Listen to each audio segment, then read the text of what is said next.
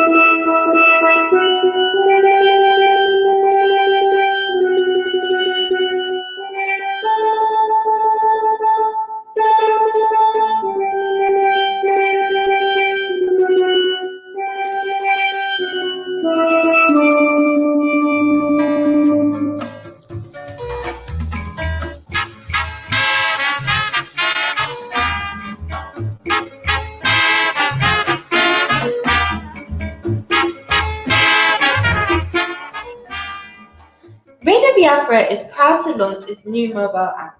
This app makes it easier for listeners to access live and repeat broadcasts at any given time. The app is available on Android and Apple stores and is free to install, so just search for Radio Biafra into all one word to get the app on your device. Radio Biafra International broadcasts are always anchored on well-researched information and not based on personalities, frivolities, and foul languages.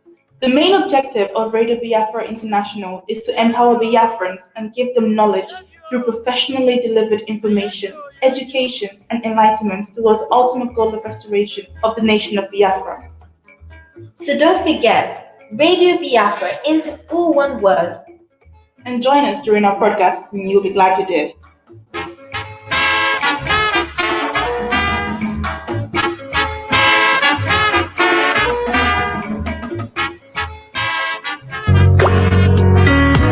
Stop spending time with the wrong people. Life is too short to spend time with people who suck the happiness out of you. If someone wants you in their life, they'll make room for you. You shouldn't have to fight for a spot. Never ever insist yourself to someone who continuously overlooks your worth. And remember, it's not the people that stand by your side when you're at your best, but the ones who stand beside you when you're at your worst that are your true friends. Stop trying to be someone you're not. One of the greatest challenges in life is being yourself in a world that's trying to make you like everyone else. Someone will always be prettier. Someone will always be smarter. Someone will always be younger. But they will never be you. Don't change so people will like you. Be yourself, and the right people will love the real you. Stop trying to hold on to the past. You cannot start the next chapter of your life if you keep rereading the last one. Stop being scared to make a mistake. Doing something and getting it wrong is at least 10 times more productive than doing nothing. Every success has a trail of failures behind it, and every failure is leading towards success. You end up regretting the things you did not do far more than the things you did. Stop getting involved in relationships for the wrong reasons. Relationships must be chosen wisely. It is better to be alone than to be in bad company. There's no need to rush. If something is meant to be, it will happen at the right time, with the right person, and for the best reason. Stop rejecting new relationships just because old ones didn't work. In life, you'll realize that there's a purpose for everyone you meet. Some will test you, some will use you, and some will teach you. But most importantly, some will bring out the best in you. Stop trying to compensate against things that are not there. And stop trying to compete against everyone else. Don't worry about what others are doing better than you. Concentrate on beating your own records every day. Success is a battle between you and yourself only. I just have to repeat this. This warrants a repeat. Stop trying to compete against everyone else. Don't worry about what others are doing better than you. Concentrate on beating your own records every day. Success is a battle between you and yourself only. Life is too short to spend time with people who suck the happiness out of you. If someone wants you in their life, they'll make room for you. You shouldn't have to fight for a spot. Never ever insist yourself to someone who continuously overlooks your worth. And remember, it's not the people that stand by your side when you're at your best, but the ones who stand beside you when you're at your worst that are your true friends.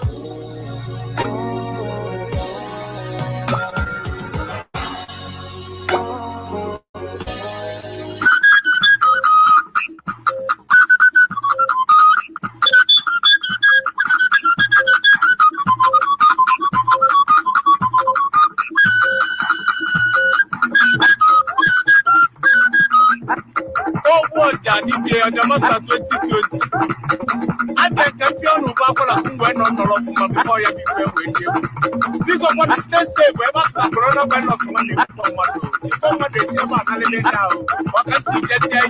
I want to know before you be with you.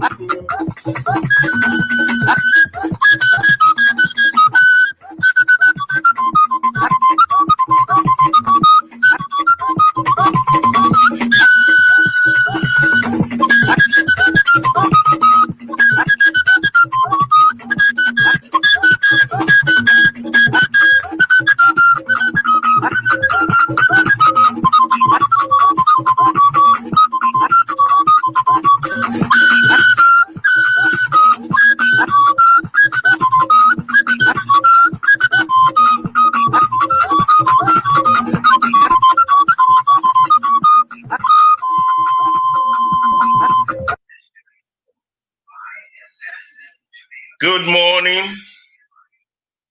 good afternoon, good evening to listeners all over the world. This is Radio Biafra International,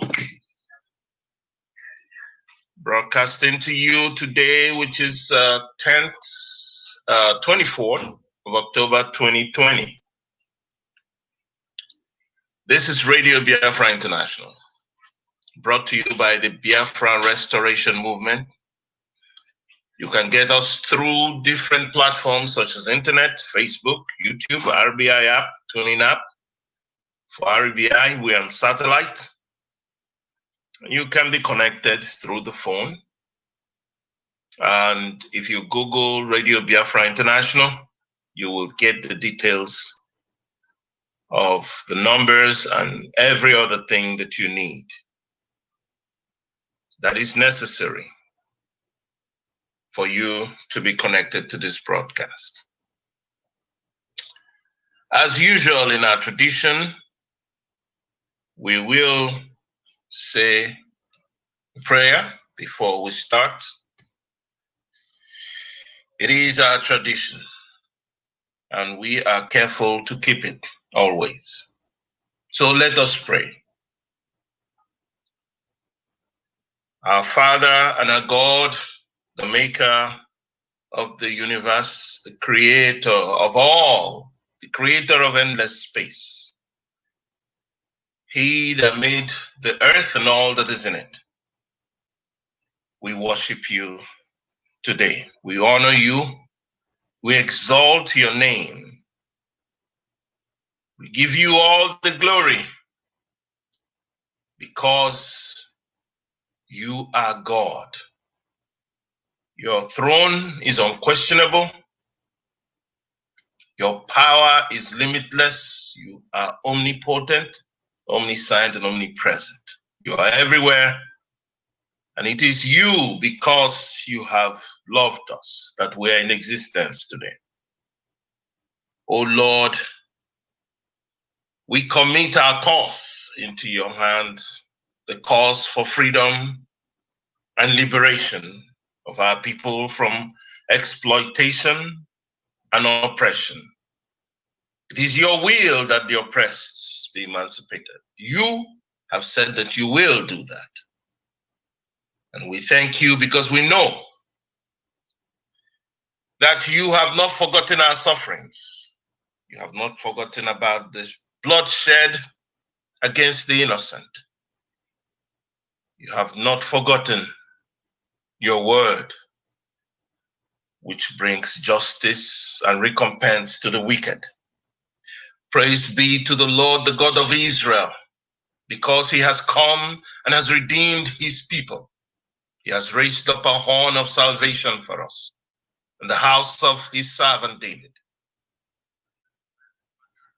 As he said through his holy prophets of long ago, salvation from our enemies and from the hand of all who hate us, to show mercy to our fathers and to remember his holy covenant, the oath he swore to our father Abraham, to rescue us from the hand of our enemies and to enable us to serve him without fear, in holiness and righteousness before him all our days.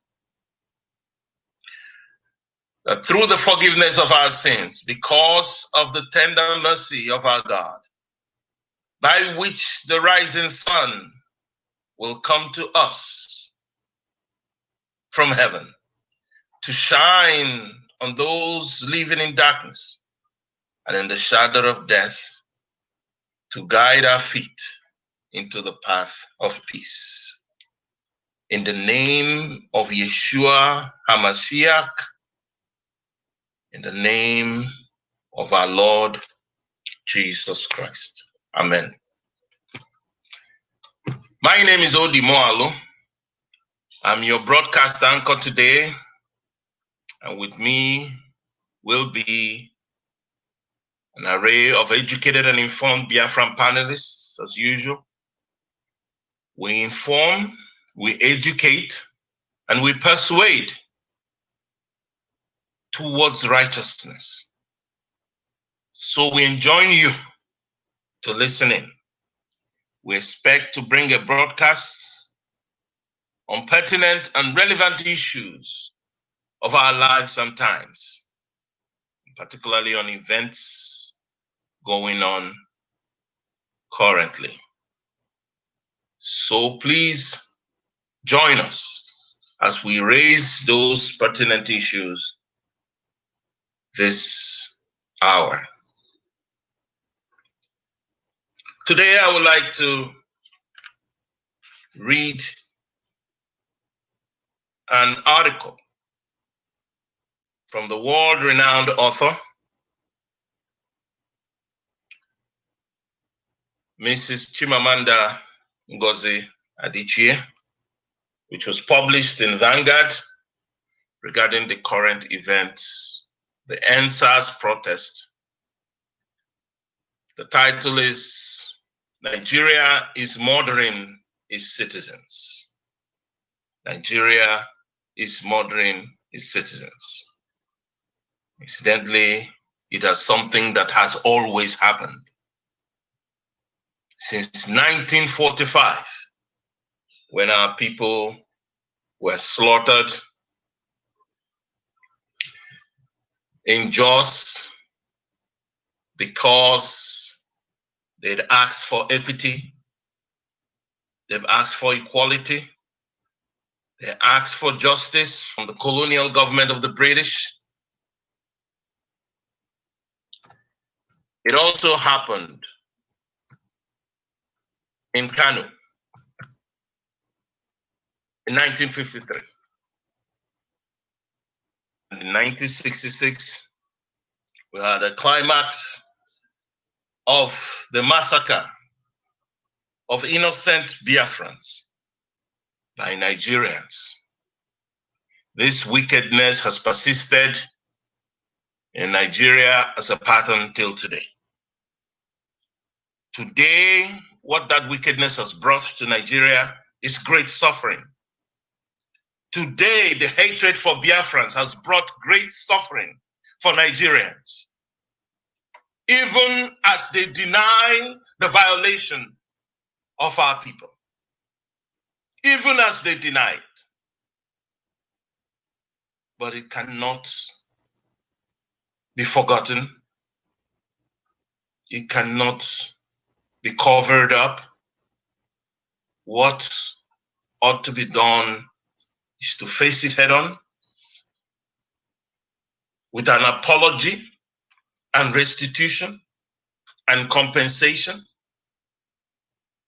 For we have given everything to Nigeria.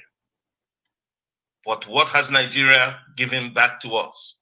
Hatred and violence, oppression, and all manner of wickedness. As a people, yes, we are Biafrans. We remain Biafrans. We have the right to have a name for ourselves. Nobody has the right to name another person. And it is these insults of telling somebody that when he says my name is this, that he should not answer it. This is what is causing problem in Nigeria. For we have not in any way challenged Nigerians from answering Nigerians. Or any other ethnicity from answering or bearing his name. Or any individual is inappropriate. But Nigerians do it to us. Very offensive. Very, very offensive. And not only that, the levy, they ratchet up lies against our people and levy violence against us. The records are there, even from independent and neutral and foreign media and sources. So it doesn't look like this is a Biafran propaganda. I say this is not propaganda. Propaganda is an information, especially of a biased, misleading nature, used to promote or publicize a particular political cause or point of view. So there's no bias, and this is not about bias or misleading you in terms of the information that comes from Radio Biafra International. Let us go back so I can share this article with you.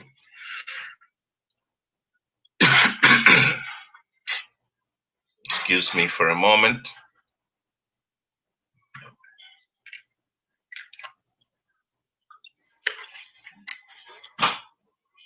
This article was published on Wednesday, October 21st, 2020. And it says, under Buhari, there is a sense country could burn to the ground.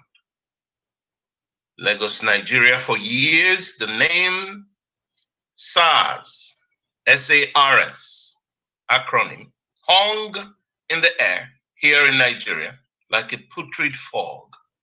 SARS, which stood for Special Anti-Robbery Squad, was supposed to be the elite Nigerian police unit dedicated to fighting crime. But it was really a money-making terror squad with no accountability. SARS was random, vicious, vilely extortionist. SARS officers would raid bars or stop buses on the road and arbitrarily arrest young men for such crimes as wearing their hair in dreadlocks, having tattoos, holding a nice phone or a laptop, driving a nice car.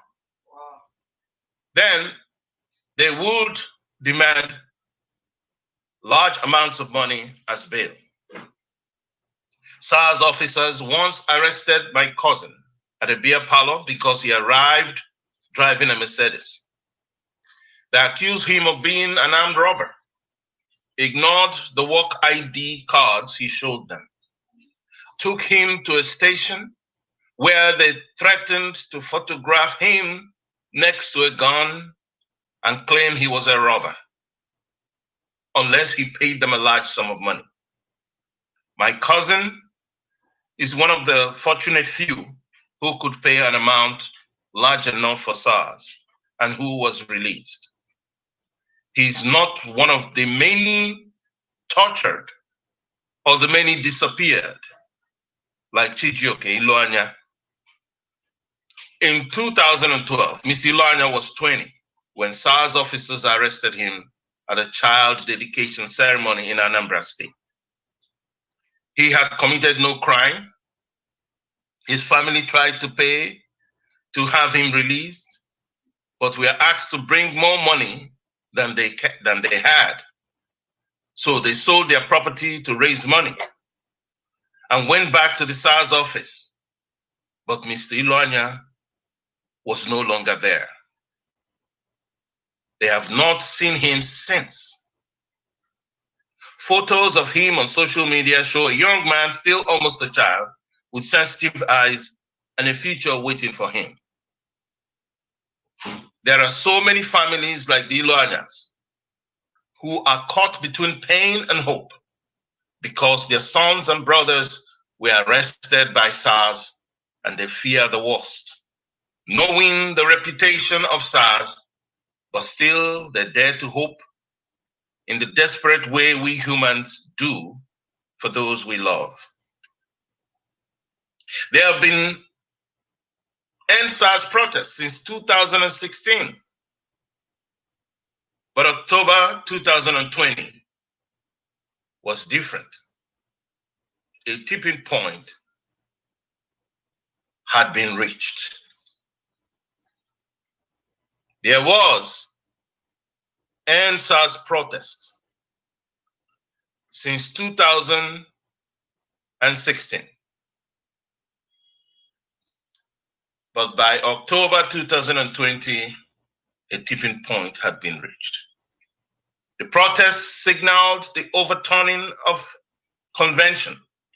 The protesters insisted on not having a central leadership. It was social rather than traditional media that documented the protests. And in a country with firm class divisions, the protests cut across class.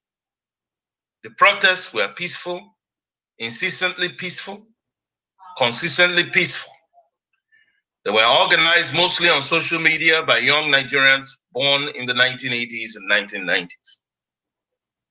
A disaffected generation with the courage to act. Their bravery is inspiring. They speak to hope and to the possibility of what Nigeria could become. Of those involved in the organization, none is more remarkable than a group called the Feminist Coalition, set up by the Nigerian feminists, who have raised more than $180,000 and have provided legal aid, security, and food to protesters. But the Nigerian government tried to disrupt their fundraising. The Nigerian government has repeatedly accused Flutterwave, the company through which the Nation Link was created, of accepting funds from terrorists, even though it is clear that Feminist Coalition members are not terrorists. Their fundraising link suddenly stopped working. Still, they persisted and began to raise money through the Bitcoin. From the capital city of Abuja to the small town of Obomoshọ, state agents attacked and beat up protesters. The police killed a few and detained many others until social media and video evidence forced them to release some of the detained. Still, the protesters persisted. The Lagos state government accused protesters of violence, but it defied common sense that a protest so consistently committed to peaceful means will suddenly turn around and become violent. Protesters know they have everything to lose in a country like Nigeria, where the mere hint of violence gives free rein to murderous security forces. Nigeria's political culture is steeped in state-sponsored thuggery. Politicians routinely hire thugs to cause chaos, especially during elections. And many people believed that thugs had been hired to compromise the protest. On social media, videos that attested to this, of thugs getting into SUVs that belong to the government, of hardened and hungry young men admitting they were paid to join the protests and become violent. Still, the protesters persisted. At about noon on October 20, 2020, about 2 weeks into the protest, the Lagos state governor suddenly announced a curfew that would begin at 4 p.m., which gave people in a famously traffic-clogged state only a few hours to get home and hunker down. I fear that a curfew would provide an excuse for state violence, that in the name of restoring order, the army and police would unleash violence. Still, I was unprepared for the carnage that followed at the Lekki toll gate, the most prominent in Lagos. Government officials reportedly cut the security cameras, then cut off the bright floodlights, leaving only a darkness heavy with foreboding. The protesters were holding Nigerian flags, sitting on the ground, some kneeling, some singing to the national anthem, peaceful and determined. A blurry view of what happened next has gone viral. Soldiers walked toward the protesters with a terrifying casual calm, the kind of calm you cannot have if you are under attack. And they shoot, not up in the air, which anyway will still be an atrocity when dealing with peaceful protesters, but with their guns at arm's level, shooting into a crowd of people, shooting to kill. Sparks of gunfire taint the air. It is still unclear how many died. Those at the scene say that the Nigerian army took away some bodies and prevented ambulances from getting in to help the injured, and that there was still shooting going on hours later in the morning.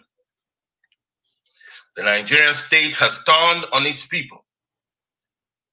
The only reason to shoot into a crowd of peaceful citizens is to terrorize, to kill some and make the others back down.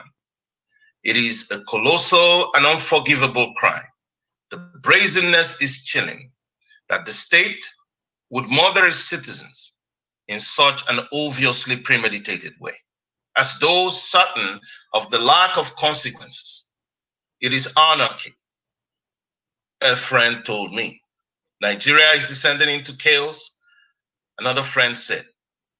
They may be right, but anarchy and chaos are different ways of using language to shield what is fundamentally to blame, a failure of leadership. It did not have to be like this. The government of President Muhammadu Buhari has long been ineffectual, with a kind of willful indifference. Under this leadership, insecurity has worsened. There is the sense that Nigeria could very well burn to the ground, while the president remains willfully aloof. The president himself has often telegraphed a contemptuous self-righteousness, as though engaging fully with Nigeria is beneath him. 12 hours after soldiers shot peaceful protesters, Mr. Buhari still had not addressed the nation. A movement cannot spread so organically and widely across Nigeria if it does not legitimately reflect the grievances of ordinary people. A democratically elected government that is unable or unwilling to fully address those grievances has failed. In the first week of the protests, the president sent out a tweet and then gave a flaccid speech about ending SARS. The Inspector General of Police has announced that SARS has been scrapped, but the government has announced the dissolution of SARS a few times in the past, starting in 2017. Because Nigerians are so accustomed to the two-faced nature of their governments, to promises destroyed even before being made, it is unsurprising that the protesters distrust the government and are demanding clear actions rather than words. For weeks, I've been in my ancestral hometown where we first buried my beloved father, and then a week later, buried his only sister, my Aunt Rebecca. Immersed in my own raw grief, the frequent moments of stunned sorrow, thinking of my father's casket being lowered into the rain-softened earth, wondering if it might still all be a bad dream. I think with a new kind of poignancy about those who have been killed. I think of their families brutally plunged into the terrible abyss of grief, made more terrible by the knowledge that their loved ones were killed by their country. And for what? Because they peacefully asked to be allowed to leave. This was an article written by Chimamanda Ngozi Adichie, novelist and author, who recently published one of her popular novels, Dear Ijawele. So this article I read it because it's a good reflection of what is going on. SARS was formed by one Fulani Kwajafa, who created SARS in 1984. Fulani Kwajafa is like what Fulani does, trouble everywhere from these Arabs. And SARS, from all indications, seems to be playing the role of Hizbah, as we can see here in this article, when he talks about raiding bars, random, vicious, and vile extortions, which SARS was engaged in, raiding, stopping buses and cars on the road, arbitrarily arrests of men whose crime were wearing their hair with dreadlocks, having tattoos, holding a nice phone on a laptop, driving a nice car, and they would demand large amounts of money for bail. And this is what the Islamic police is doing in 12 states in the north. Hizbah. Hizbah could arrest you for wristwatch, arrest you for wearing sunshade, arrest you for playing music, all in the same country. That's where all this stuff is. And people say, oh, we're one country. And this is why later on in this broadcast, we're going to look at constitution and what it's all about. Because from all indications, as we have repeatedly said, this country is a creation of foreigners, it's not a creation of the people who inhabit it. Nigeria was never a creation of people who inhabit it, it was a creation of foreigners for their own interest. First, economic interest and political interest. And so far, he's serving them, but he's not serving the people who are caged in that geopolitical space. The people who are caged in, they suffer till this day. And one of the products of that type of creation is this SARS. And the Nigerian military itself has been a butchering machine. Millions of people have died in history because of the fact that the composition of this geopolitical entity was done so illegitimately, done without the consent, done without the consultation of the indigenous peoples of the land. That is a violation of their sovereignty, and because of it, it should be made null and void. It is null and void. Even by the fraudulent constitution of 1914, it expired in December the 31st, 2013, because they put it right there in the constitution, colonial constitution, creating a colonial state. If we come down to what actually means to create a colonial state is simply a violation of sovereignty of the people, because the indigenes who own the land never assented to it. So why should it be maintained? So we see the products of it. SARS is just one of the many products. We've been talking in Radio Biafra about the killing machines, terrorist groups that are almost up to 8 of them in Nigeria. The worst terrorist groups in the world exist in Nigeria. Today, we have SARS. And what has SARS brought to the people? This is also terror. Even when they legitimize it, the Nigerian military, which is being hijacked by some oligarchs, Fulani Islamic jihadist oligarchs, who have taken over the Nigerian government. And they use these organs of government as instruments of jihad, instruments of Islamic expansionism. That is what is going on. And we are not saying it because, oh, we hate Muslims. We don't hate Muslims. It is belief that we hate. And that belief works in human beings as agents to it. There is no reason why we should support a belief that says that somebody else should die at the hands of somebody for acquiescing or for accepting a certain faith. No, it does not make sense. And the other ones are called the infidels, not fit to live.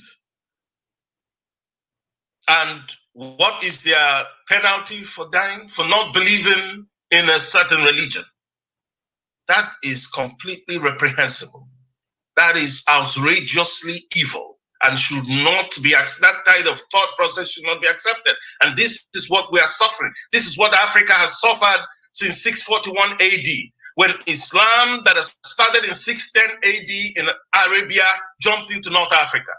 And what nations can we see that it has produced? It has produced the nations of suffering, from Egypt to Tunisia, from Tunisia to Algeria, to Morocco, to Libya, to Mauritania, to Sudan, violence everywhere, because the religion teaches the adherents that other people who do not believe in it must be conquered. Not even should, but must be conquered at their own hands. And this is what we suffer in Nigeria today. And Muslims who are adherents are, a lot of them are victims. They are there because they are ignorant. They are there because they cannot live out of fear, because the penalty for apostasy is death. So they are victims of this themselves. So now we see SARS, a government agency, but we see it acting like Hizbah, which is in the north, 12 northern states, which are running the Sharia law. And we see them acting, can you imagine disappearing people? Like he mentioned about Chijioke Ilanya, who disappeared. The parents didn't have money. They went and sold their land. And then when they came back to check their son to see if their son is there, the son has disappeared. And we have heard that the organs of a lot of people are hatched, people are killed, or their organs are hatched and sold to different parts of the world. It's amazing what this institution has been. A terror organization baptized by the government, a government that supports terrorist organizations, a government that supports Miyetti Allah, which in the Global Terrorist Index is number 3.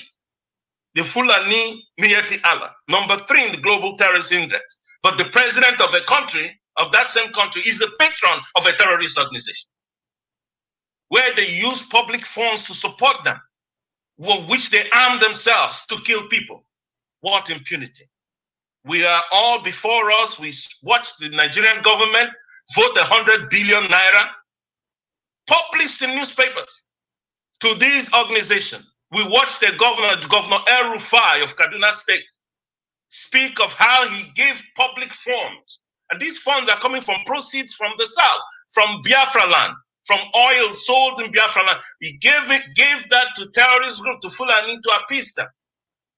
And in the name of cattle rearing and pastoralism, they are violating people's spaces, destroying farmlands, raping people, killing people, destroying property everywhere.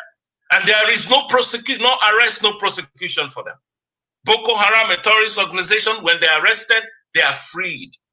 And what does the Nigerian government say as the reason for this? They say they are repentant. They are repentant terrorists. But when it is Biafrans, IPOB, or MASOP, or any other Biafrans demonstrating peacefully, unarmed, peaceful, non-violent protest, they send the soldiers over there to slaughter them in broad daylight.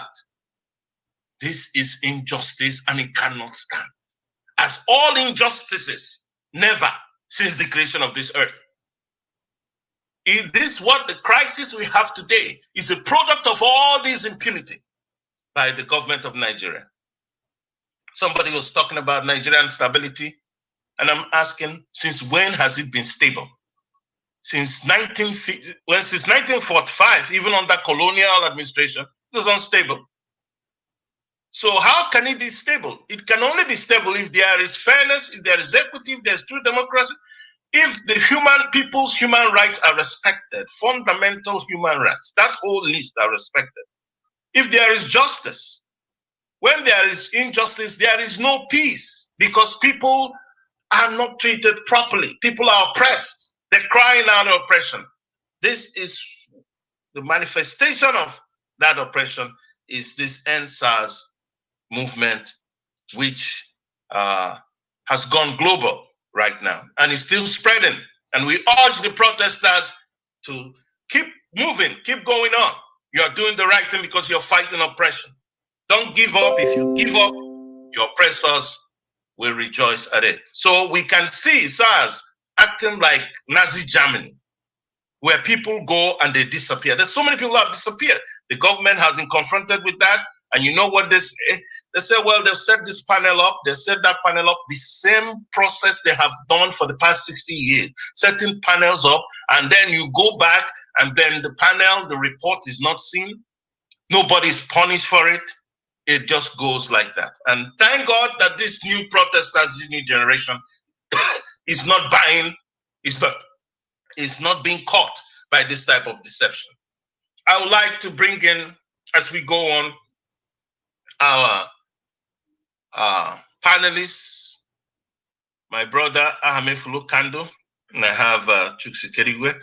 I would like them to comment. Our veteran Ahamefulu Kando on this SARS movement. What do you think about SARS movement and SARS movement? I don't know if I can be connected to Ahamefulu Kando. Let's check Chuks Ikedikwe. If Chuks is there, we can speak to him and he can speak back to us. Hear him, and then we'll come back to Ahamefulu. Please, there is noise in your background, if you can. Hello? Yeah, I'm going to the central place now. Okay, yeah, I'm better now. Yeah. Okay, Thank you very much, Mazodi. Thank you, our esteemed listeners. Thank you, humanity, for listening. This week has actually been a very sober week for most of us. Especially most of us that took part in the protest. Okay, it's been a very sober week. We never expected that this could happen, even though we were very sure that Nigeria was capable of doing this. We were very sure that Nigeria could shoot on armed protesters. It hasn't been happening today. It has always been happening. It's something that the government has always done before. But each of those times they were able to cover it. That's why I'm able to. That's why I love the massive publicity that this one gave. And I had expected Biafrans to take advantage of this. What happened recently in the Lekki Toll Gate, to actually remind humanity of what we suffered during our own peaceful protests, where they killed us in thousands and hundreds, where the police and the army will just come to where people are peacefully marching and shoot us. Some of them, our own never really made such headlines, because we were seen as thugs. Most of us were seen as it was seen as if this was happening to people who were from the east, because when it happened to people from the east, normally people from the south, the southwest especially, they tend to keep their mouth shut. Okay, we've seen how they try to spin the narrative.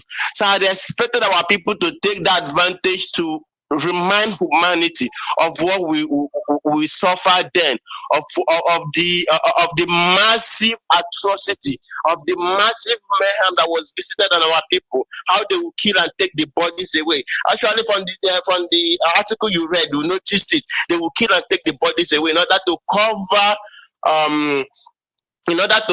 evidences. And that's exactly what SARS has always been doing. They will kill people and deny the person. They will ever arrested that person, and the family will never see the person. And then when you thought, they will say, oh, they can't lie. Now that government say they can't lie. As far as the person is not seen, or as far as the person was not documented, the investigation or whatever can never proceed.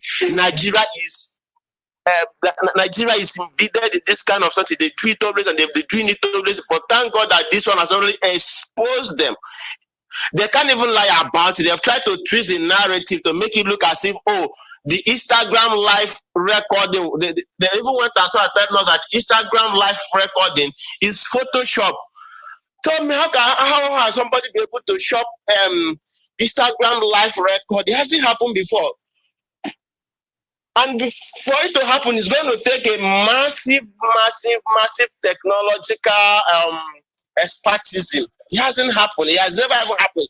But Nigeria wants to twist the narrative. So it's for our people to come out and remind humanity of what we suffered. But our people are not. Most people who were expected to do that are not doing it. Rather, they are just making noise for relevancy. This is not what we're supposed to be doing now. Now is the time we're supposed to remind humanity what we suffered, and then bring our stories to fore, bring it to fore, compare the situations, compare where we suffer, bring the videos of how our people were marching in Aba, and then Nigerian police came and started shooting. Those ones were covered, those ones were captured on camera. There's so many were captured on camera. Then you have the amnesty report. Add it together with this and make a very strategic and a very nice inroad into the international community, telling them of what we suffered. And then we must try to make Nigeria at this point a terrorist society. That's how to defeat them. That's when you're able to do it. That's when you cannot go to countries to pressure for Biafra. The door will be open because they know these people kill their citizens. But unfortunately, those who ought to be doing it, they are not doing this as of now. They are seeking for reverence that will not lead us anywhere. It's a shame, and we must call it what it is. It's a shame that now a great opportunity comes to us to expose the atrocity that happened to us. We are missing this opportunity. But coming to the killing, it's so shameful that even the president, who we all trusted, who the world was waiting for, who were asking to make a speech, by the time he made the speech about the killing, everybody was speechless. And this is what has been happening. That is how bad, how corrupt, how inefficient the Nigerian system is. They will do the worst and try to twist it.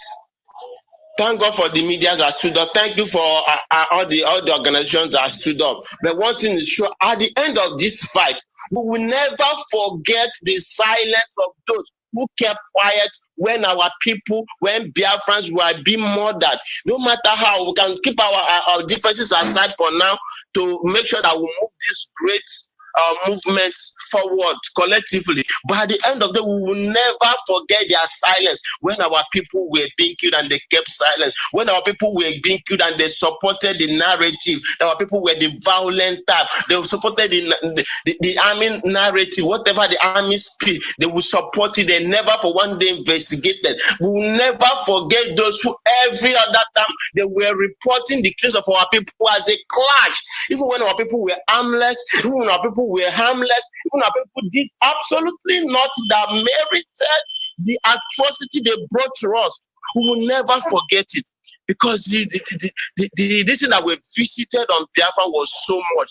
And then we will never forget the federal government led by Buhari for tagging us terrorist people, and then giving them the audacity to kill our people at every other opportunity they have. We will never forget.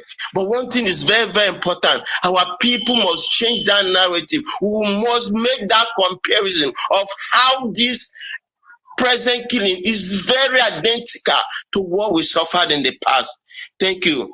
And I'll stay by. Thank you very much for now. Thank you so much. Thank you so much, my brother Chuksi Kerigwe. I would like to call on Ahmed Fulukando to please give us his own analysis of the current events. It seems Nigeria is in the kind of 11th hour. Everybody is squirming and crying out in pain. There is doldrums, low-spiritedness about any hope for that country. So, Mazi Ahmed Fulukando, there's some noise in your background. If you can put it off, that will help. Thank you so much. Yeah. No. Yes. Yeah, thank you very much, Mazi Mogalo, and thank you, my brother Ikediwe, and all the other ones who are going to join us in today's broadcast. Now, this Mazi Ikediwe has really spoken a lot, and I very much rely on him because he is right there in the trenches. I'm listening to him, and I feel like I'm really crying what has been going on. But everything really works together according to God's wish. If you all could watch what has been going on, you find out that the spontaneity of what has happened with the end SARS, it is something that came up suddenly. It is not like it was planned, and that was why the Nigerian government, the military, all of them, everybody is like confused. But the youths have taken control of their lives. Was it not Buhari who said that the youths are lazy youths? But it is them who the government has refused to lay foundations for these children to be able to be productive. Now that they have decided to take their lives in their own hands, now they are calling them all kinds of names. So to me, the youths have started taking control of their lives. My own advice is let them continue, but be very, very careful that they are very organized like they have started. Let them try to look around to see some infiltrators, because all the killings that started happening, we foresaw them. And we made our necessary advices where we have to make it for them to be at alert. But how much can you in situations that all of us are just watching? They must continue with this. Even though there is no clear evidence of anybody who is the leader, which is very, very good. They were very, very strategic. They have their plans.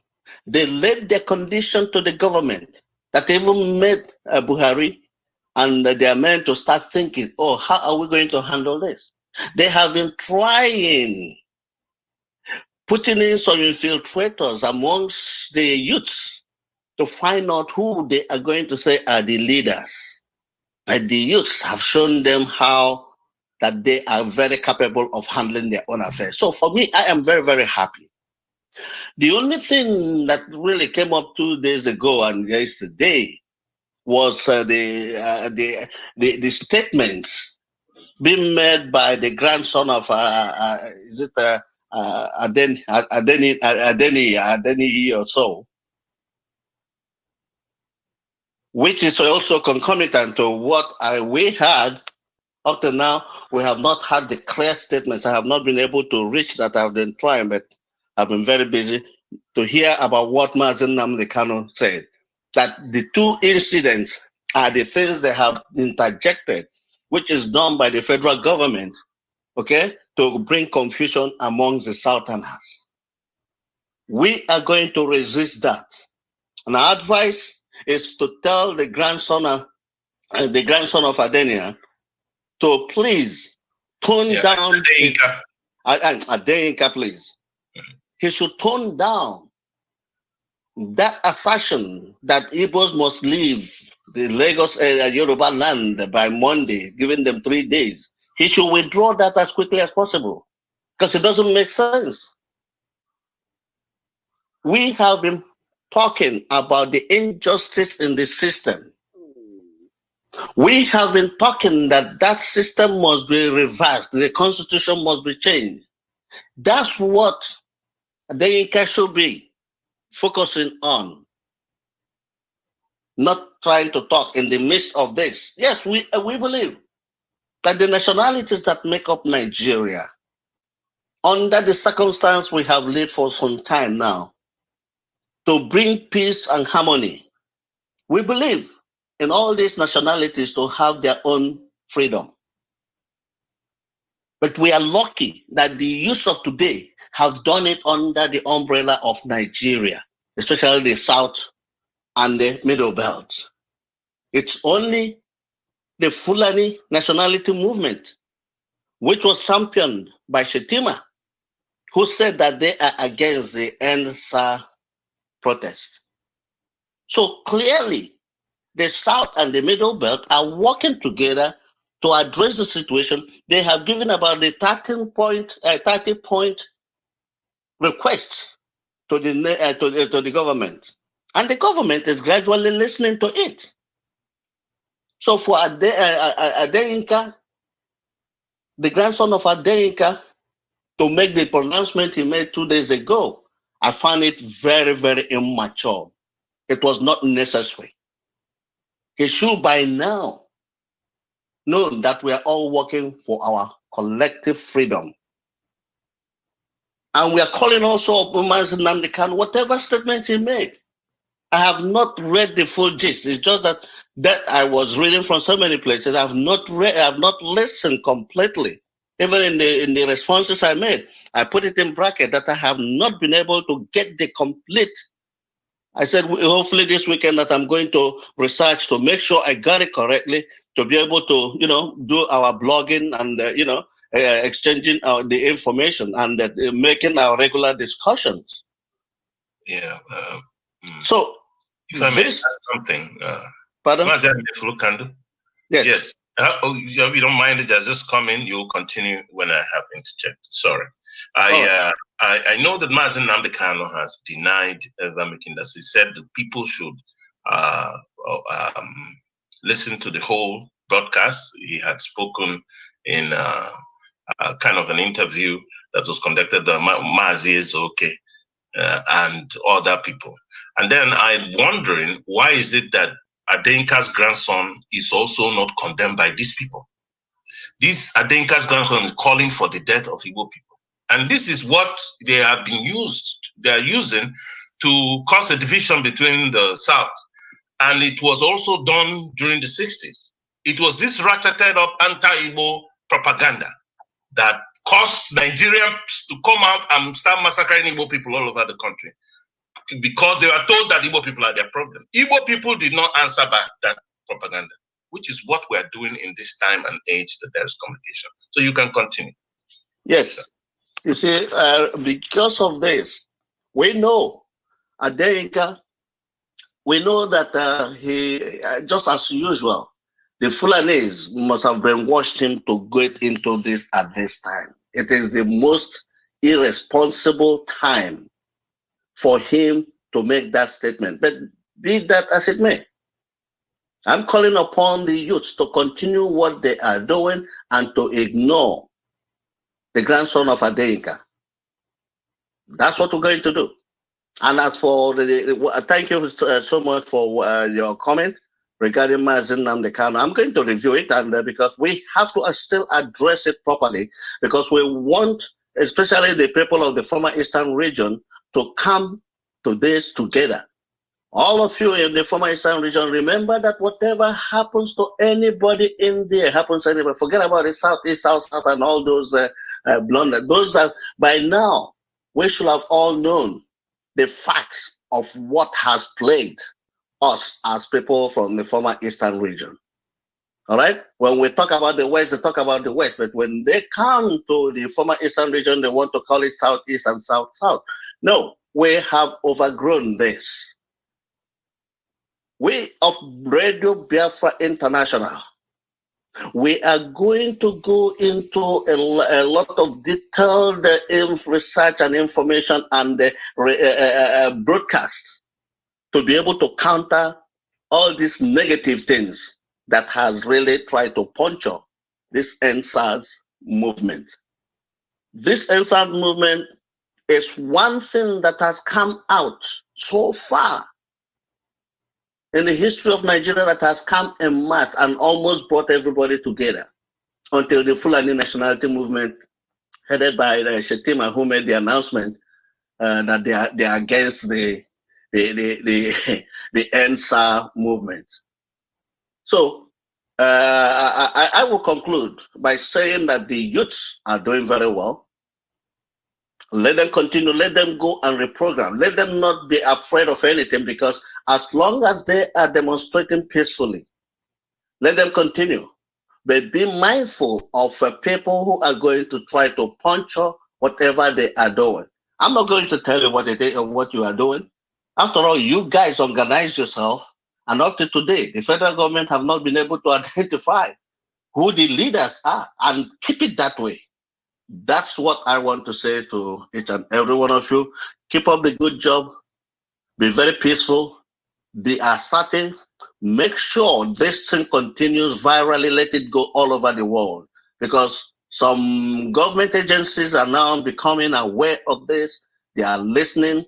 And I'm telling you, if you continue with this tempo under which you have been operating, God is going to make it possible for the situation in Nigeria to be addressed. Then we'll be able to have the nationalities we have. And then what happens? The constitution will be addressed, because the constitution is the problem of Nigeria. We will use it to have all our nationalities as we please, because whatever we have today is an aftermath of imposition by the British government. So we are working diligently. Thank God for the education we all have right now. We are using it, and we are going to use them effectively, to the shame of the world that is not trying to do the right thing. Thank you very much, Mazi Moralo. Keep up the good job. Mazi Kedigwe, members of the panel for today, I'm very happy to come back also, because I know I have been out of circulation for some time because of personal things that I have to really address. So again, thank you. Keep up the good job. God bless. Thank you so much, our own veteran, Ahamefulu Kando. Your advice is always very highly valuable, and you all have heard him. Continue the protests, unify the protest, strategize, become one. Do not allow these people who make side comments out of ethnic hatred divide you on this issue. You know your problems. If you let them walk, it is that same government that you're protesting against that is probably planting all these people the hoodlums to destroy things so they can say, oh, well, these are the protesters, they're the ones that are causing trouble. Oh, there is Igbo, Yoruba fighting each other. Oh, there is religious warfare here and so on. Because what they are going to do is that once they divide us, then we will exhaust our strengths on one another, on each other. Then they'll come in and take over whoever wins. That is the idea of divide and conquer. You use one group, conquer the other group, then you conquer the one because you use them, the one that you use. That is what you see these oligarchs, oppressive oligarchs, these unprincipled, unscrupulous oligarchs from the north, particularly Fulani oligarchs, who have hijacked the government. This is what they are doing, what they are trying to cause. They're trying to ensure that Nigerians and Africans continue to be oppressed under them. They continue like they are trying to fulfill the injunctions of Uthman Danfodio and Ahmadu Bello that Nigeria should be an estate of their own great-grandfather, you know, which is Uthman Danfodio, the man that came in there in 1804 and ended up slaughtering the leaders of different indigenous people and imposing themselves on them. That is how they set up emirates and caliphate.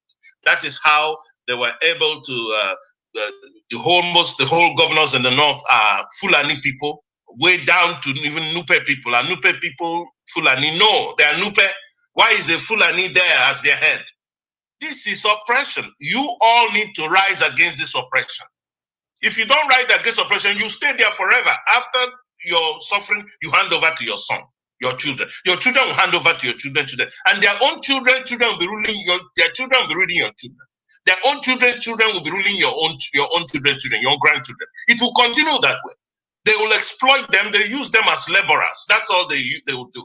They will use their labor, use their resources of the land to still prop themselves up. This is what we have seen Fulani have done today, and we are not name calling. The evidence is there. You can check it yourself. Check it yourself. This is an is an information age. It's a communication age where you have access to these things. And we have to speak up against it because it is evil. And it's affecting everybody. This is why, one of the reasons why you have this protest that is going on. And remember what Mazi Hamid Fulukanda said, that the problem of this country is that is also the source is in the Constitution. It is in its creation, which is represented by the Constitution. So it is important that that is not lost to the youth, that you also speak about the Constitution. Mazi Ikediwe mentioned about the idea that, yes, the problem is not just SARS, that they have also been slaughtering us. We need our own narratives to be spoken of. We need the world to hear us. As much as they are pretending, even as Biafrans are demonstrating in almost every capital city, major city of the world, and in front of international organizations and government offices. Why is there pretense by the foreign media that they haven't heard the Biafrans who are crying out for their freedom, who are crying out against those who are oppressing them, against this excruciating oppression, the atrocities and mayhem that is being perpetrated against them by the Nigerian government, which has been hijacked by the jihadist Fulani Northerners. That is why you have Sharia law in 12 states operational, a law that cannot be operated in a secular society, a law that is in opposition with common law as we adopted. So how is it going to work? This is a question for every Nigerian. So when they have said openly that they will conquer the whole country and Islamize the whole place, this is not Radio Biafra saying. Go and listen to Danjuma. Danjuma, who served the North, who served them when Agironsi was there, and served them later on. Eventually, under Obasanjo, became the Chief of Defense Staff or so, Secretary of Defense, I think so. Ask him, he will let you know. Ask Obasanjo, who was former head of state, who have talked and said that there is Islamization program going on here. These are people who have held very sensitive positions in that country. So don't say it is Radio Biafra propaganda. It is not that. The evidence is there everywhere. As the Northern, the Council of Elders Forum, the Elders Forum of the North. Ask them, people like Joshua Dogonyaro, people like Zamani Lequot. They'll tell you. We have read that to you here and giving you the sources to show that we are not just saying it is what others have said, those who have been in hold important positions of governance in Nigeria are telling you what is going on. The massacres is going on in the Middle Belt, the massacre of Christians in Borno State, the idea that ISIS and Al-Qaeda are already in the northern part of Nigeria and they are plotting to move down south.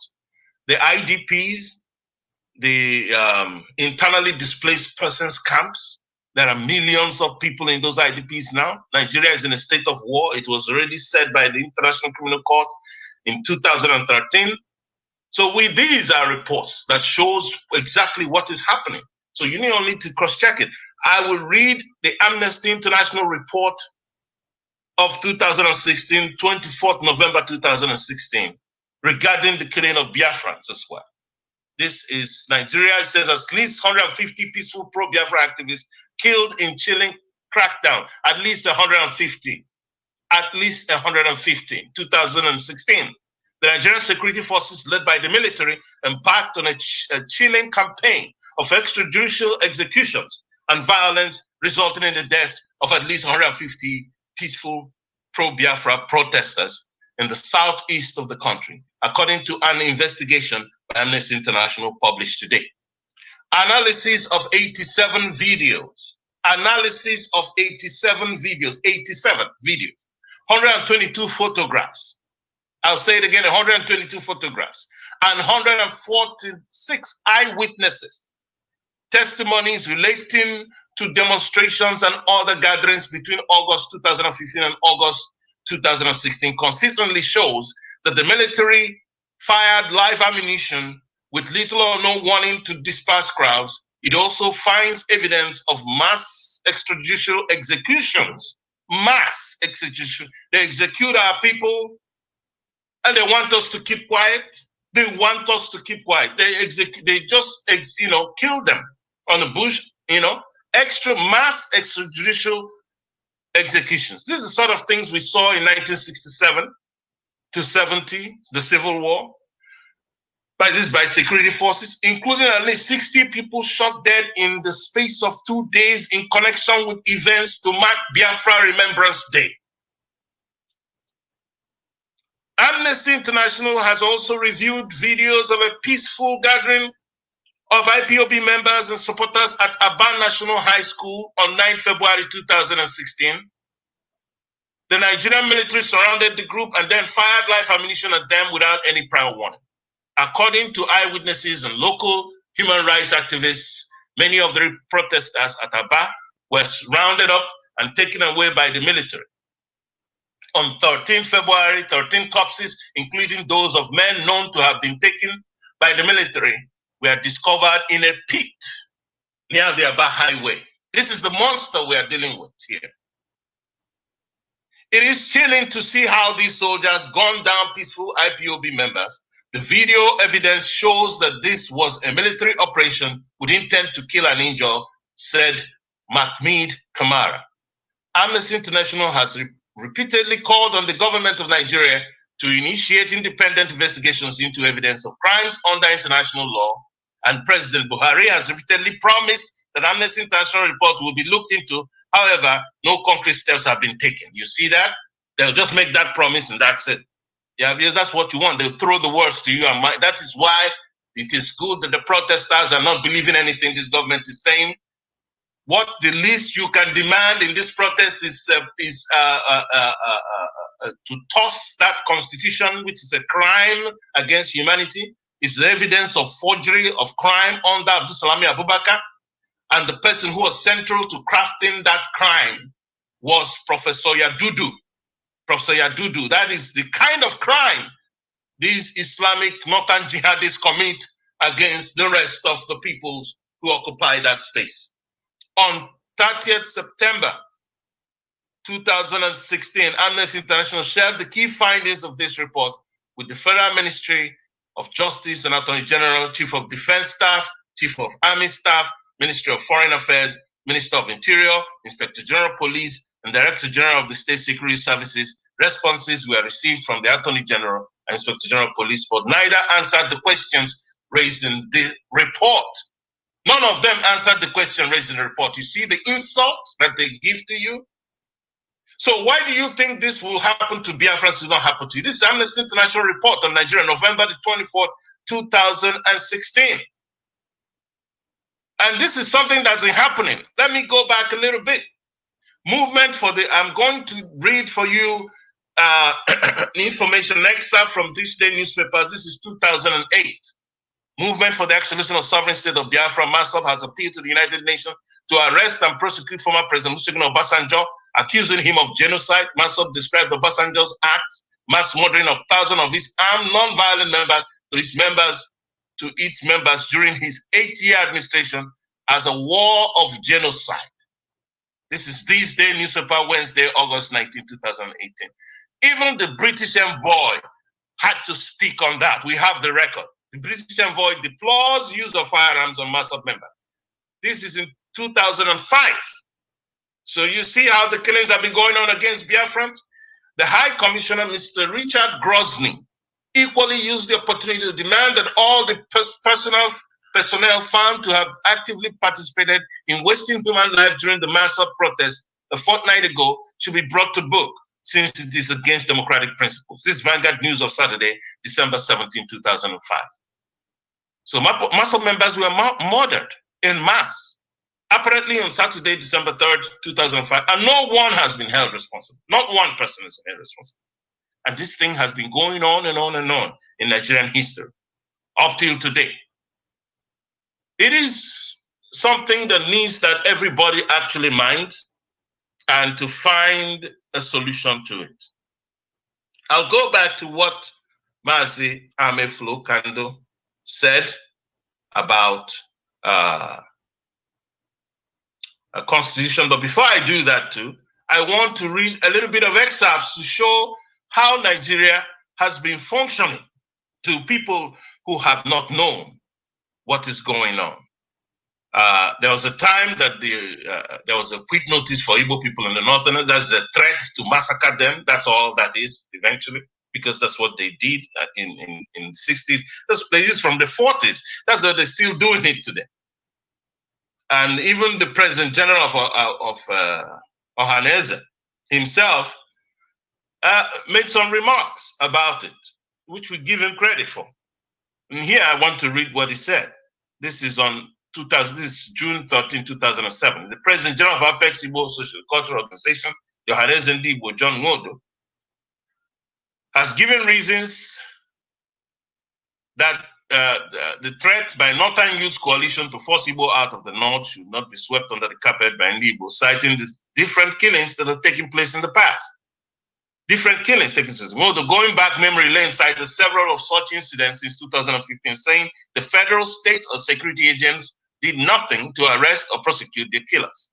So let us know who is the victim here, who has been killed. And when they respond, people have a problem with it. You just like to kill people. You like people to stand and be killed. What wickedness that lives in you? What evil that lives in you? Now let's look at this. One of the speakers on Channels Television Sunrise Daily insisted that Igbo people living in the north are in danger following the recent threat. He said even the northern governor and other prominent individuals who have spoken contrary to the youth threats will not be able to stop them when they strike. According to him, we have several reasons to bother about the speech by northern youth, because these are discordant voices. He did not mention that Ango Abdullahi, speaking on behalf of the Northern Elders Forum, it does appear that even if he doesn't have the mandate to speak for the elders, incidents that have happened prior to the outburst of the Northern youth indicate that the governors and those who have spoken to the contrary may not have the capacity to stop the building hate that may precipitate insecurity to lives of non-Northerners. So the killing has been going on. So their threat simply means that they're going to up the ante, they are going to increase the killings. What do I mean by this? Since 2015, 5 Igbo people have been lynched in Abuja. On the 23rd of September 2015, Arinze Chikwe from Enugu State on an errand to buy rechargeable lantern and on demand for change was accused to be a thief and was stabbed 47 times. And the police has been unable to do anything about this. This is the type of police you have in Nigeria. For those of you who are one Nigerianists, it's okay to murder other people. When they fight back, it's a problem. It's okay to murder other people. The fight back is a problem for you. But it's not a problem when they are killed. Now look at this. It continues. It says, another was Madu Abuchi Ezenwa from Imo State, who was lynched following altercation with Hausa trader. Also, Ikechukwu Ugu from Enugu State, after Babin entered a keke, paid money, and asked for change. Change was refused, and instead he was accused of being Barawo and was lynched to death. Ndubisi Obika from Abia State was beheaded in his farm in Abuja, and his head was not found until 2 weeks later. Now, in May this year, a young man pressed to urinate in a gutter close to a mosque in an area in Abuja called Gwagwa. He was lynched to death. Nobody has been arrested and prosecuted. On October 2016, Sylvester Oziria from Anambra State was killed in Palado, Dutse local government area of Jigawa State. In Niger State, Emmanuel Chukwu Maije from Enugu State was killed in Pandigori in Rafi local government area after being accused of blasphemy. Properties, shops, and churches belong to Igbo people were burnt. Even when the local government chairman said the young man was innocent, no compensation has been paid. And just last Thursday, a young man called Ikenna Nwabweze, while all this is going on, was killed in Kano, and police has not arrested any suspect. Of course, you know about the case of Bridget in Kano in June of last year, the woman that they killed, and I think they cut off her head in Kano. And he said this was in June 2016. This is Nyanwo, the President General, speaking to Daily Post Tuesday, June 13th, 2017. This is what our people have been going through. There is police there and no arrest. We're not to talk about Boko Haram and Fulani herdsmen who have been murdering people in masses, thousands of them, all across the country. There is no arrest, no prosecution. Those who are caught, like the Boko Haram, are released. They are released. And also they are now inducted into the army and security organizations in Nigeria. Those are people you see in SARS as well, who arrest you and shoot you for having a laptop or an iPhone or wearing sunglasses or something else like that. So these are people who have been indoctrinated under Sharia law. So what is right and wrong to them comes from the way they see things from Sharia law, not from a civilized way or a secular society. And it's important that we remember this. So for those who are trying to change the narrative of Nigeria's history, must also understand that it's on record, and not to mention that it is now that in an information age where people can catch you on cameras. People like Adenka's grandson, who is making very stupid statements, he is responsible for his actions. He must be held responsible for that.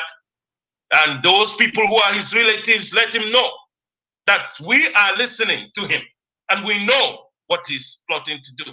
A man who threatens to kill other people when they have done nothing wrong to him, he will be held responsible for his actions. It's important that we know that, just like the former presidents and heads of states of Nigeria must be held responsible for their actions, and governors and National Assembly members for their actions.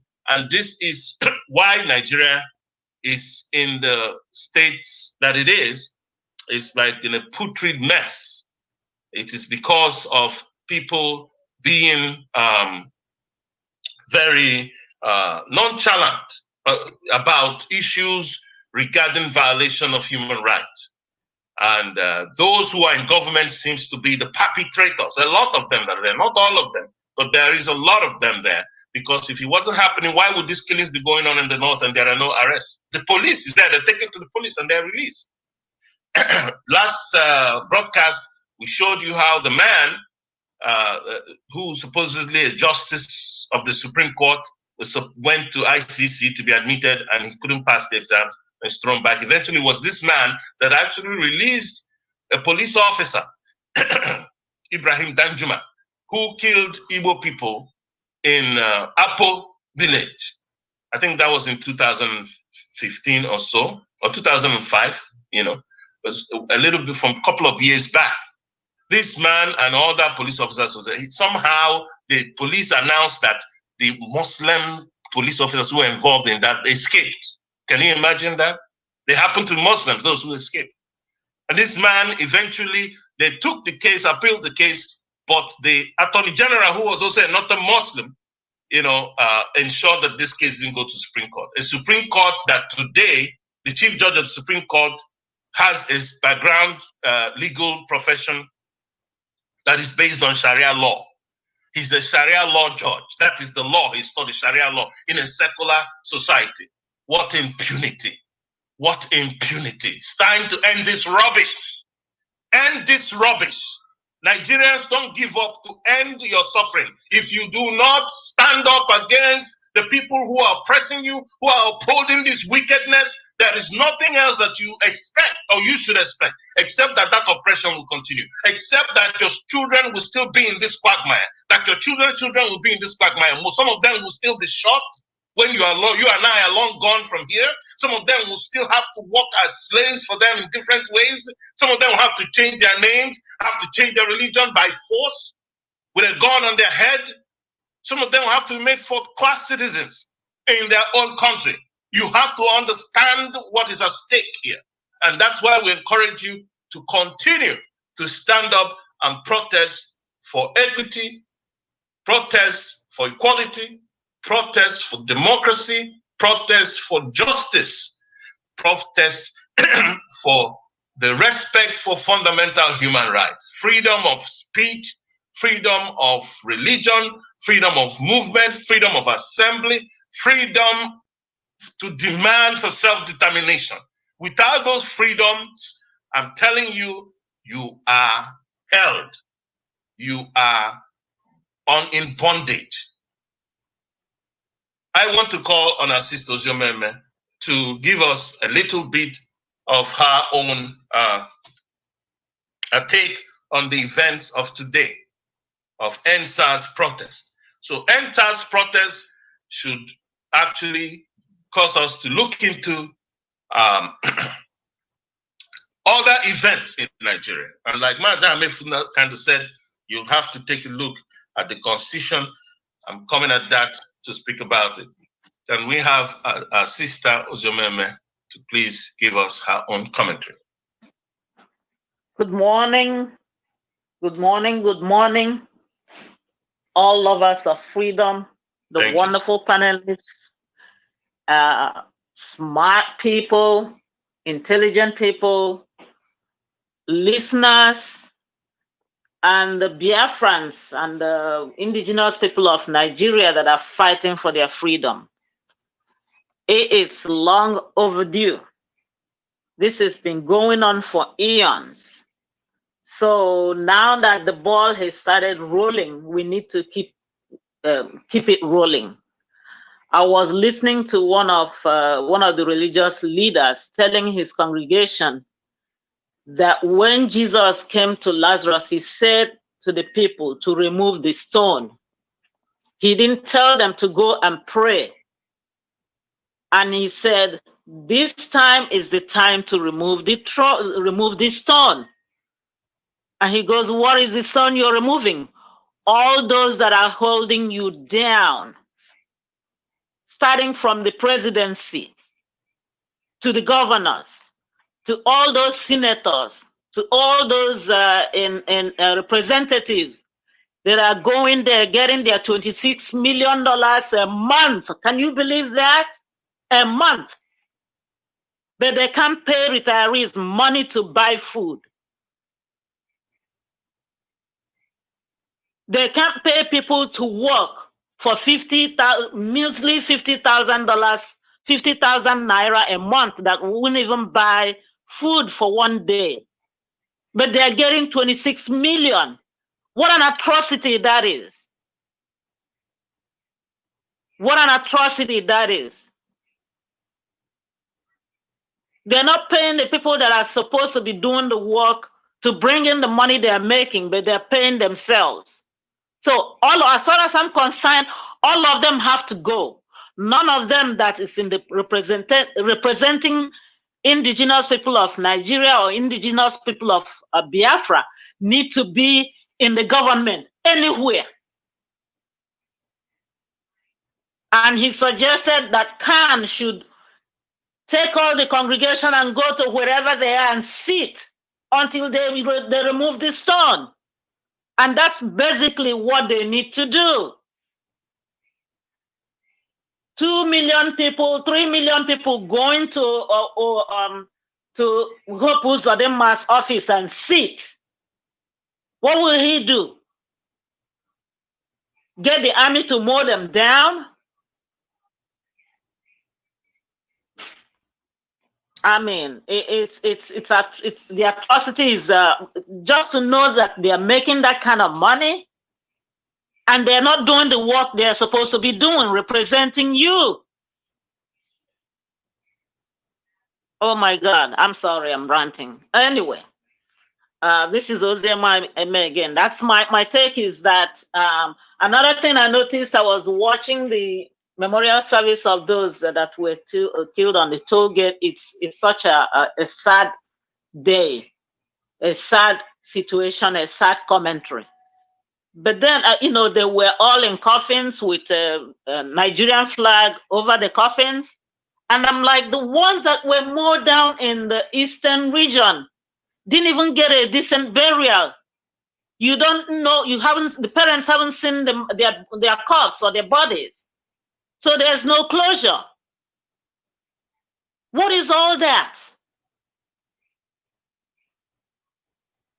There is no closure for the parents that lost, for the people that lost loved ones, because they killed them and they put them in the truck and they dumped them in the pit. What a sad situation. To treat a human being you cannot create.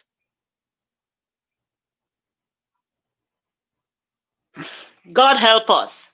God has already done all he needs to do. He's waiting for us to do our part. And watch is move the stone. Remove the stone. And you know who the stone is and what the stone is. I'm hoping that by the end of all of this, that none of those representatives come near the government, period. Them and their families, because this is like a systemic thing.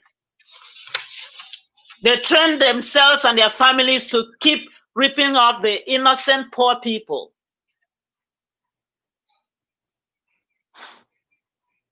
I thank you all. I will stay stand by. And I thank all the listeners that are, listening to our voices and what we have to say. We know you're on ground and we know that it's not easy, but we all need to help each other out. Look out for your brother, your sister, and make sure that you're not dealing with the counterparts, because they have thugs everywhere, including your brother may be one of their thugs and you don't know. That's why you need that God sense to help you through. You need that God sense to help you through with whatever you're doing or wherever you're going. So I thank you all, and thank you everyone that's on this panel that that's making this program possible. I will stay standby. Thank you so much. Thank you, Oziema, a wonderful sister. You have heard her. We should remove the stone. We should remove that stone. It is our duty to do so, and that involves being dogged in fighting for your freedom. And when we're talking about fighting for freedom in this day and age, like we said, you can use your phone. The protests are started by communications with people who have the necessary gadgets to communicate with each other. I think so many people have phones. People and those people who are abroad, they're already demonstrating. More people are joining other countries. Don't just sit in your house and think your life will be better by simply avoiding to be active. to be an activist in what is going on. Or you're waiting for other people to go and be activists for you and gain your freedom, and then you enjoy it. It is being wicked. You are being wicked yourself, and you know that. You know that there is something wrong with you sitting down and not doing anything regarding your own freedom.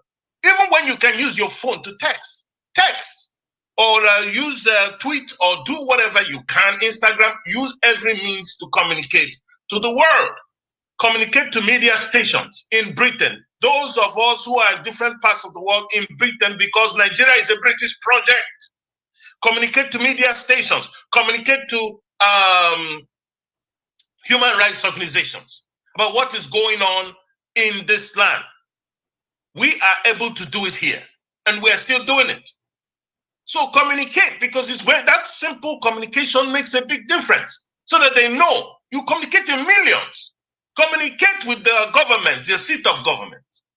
Do something. Communicate with the MPs. Tell British people to please. We need them to see what what their government created and what problems is causing for 200 million people in Africa and even other places that they colonized. It needs to change. They are the ones who are refusing it changing. They will fight it. They'll fight it in international organizations. That is why when we go to UN, it's always one problem or the other.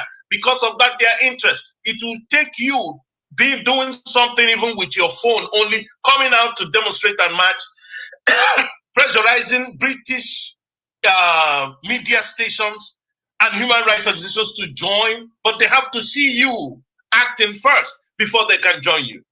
Not for you sitting in your house and going to your work back, and that's all you want to do with your life. Do something outside yourself, and even this concerns you. But because you are concerned about freedom, you're concerned about creating a society where people can live freely. That is the point. Because without that freedom, you don't have no progress. It will keep retrogressing. But to get that freedom, you have to fight for it. In America, in Western nations, they're always fighting for their freedom, even though they have it already, but they know that if they look the other way, it will slip away from them. So what do you see? You see people demonstrating all the time. You see people doing something all the time. You see people talking to their representatives in their constituents, pressurizing them. This is what you don't allow to happen. This is what you don't. And this is the point that our people and Africans need to understand. You have to be active politically. That is how you uphold righteousness.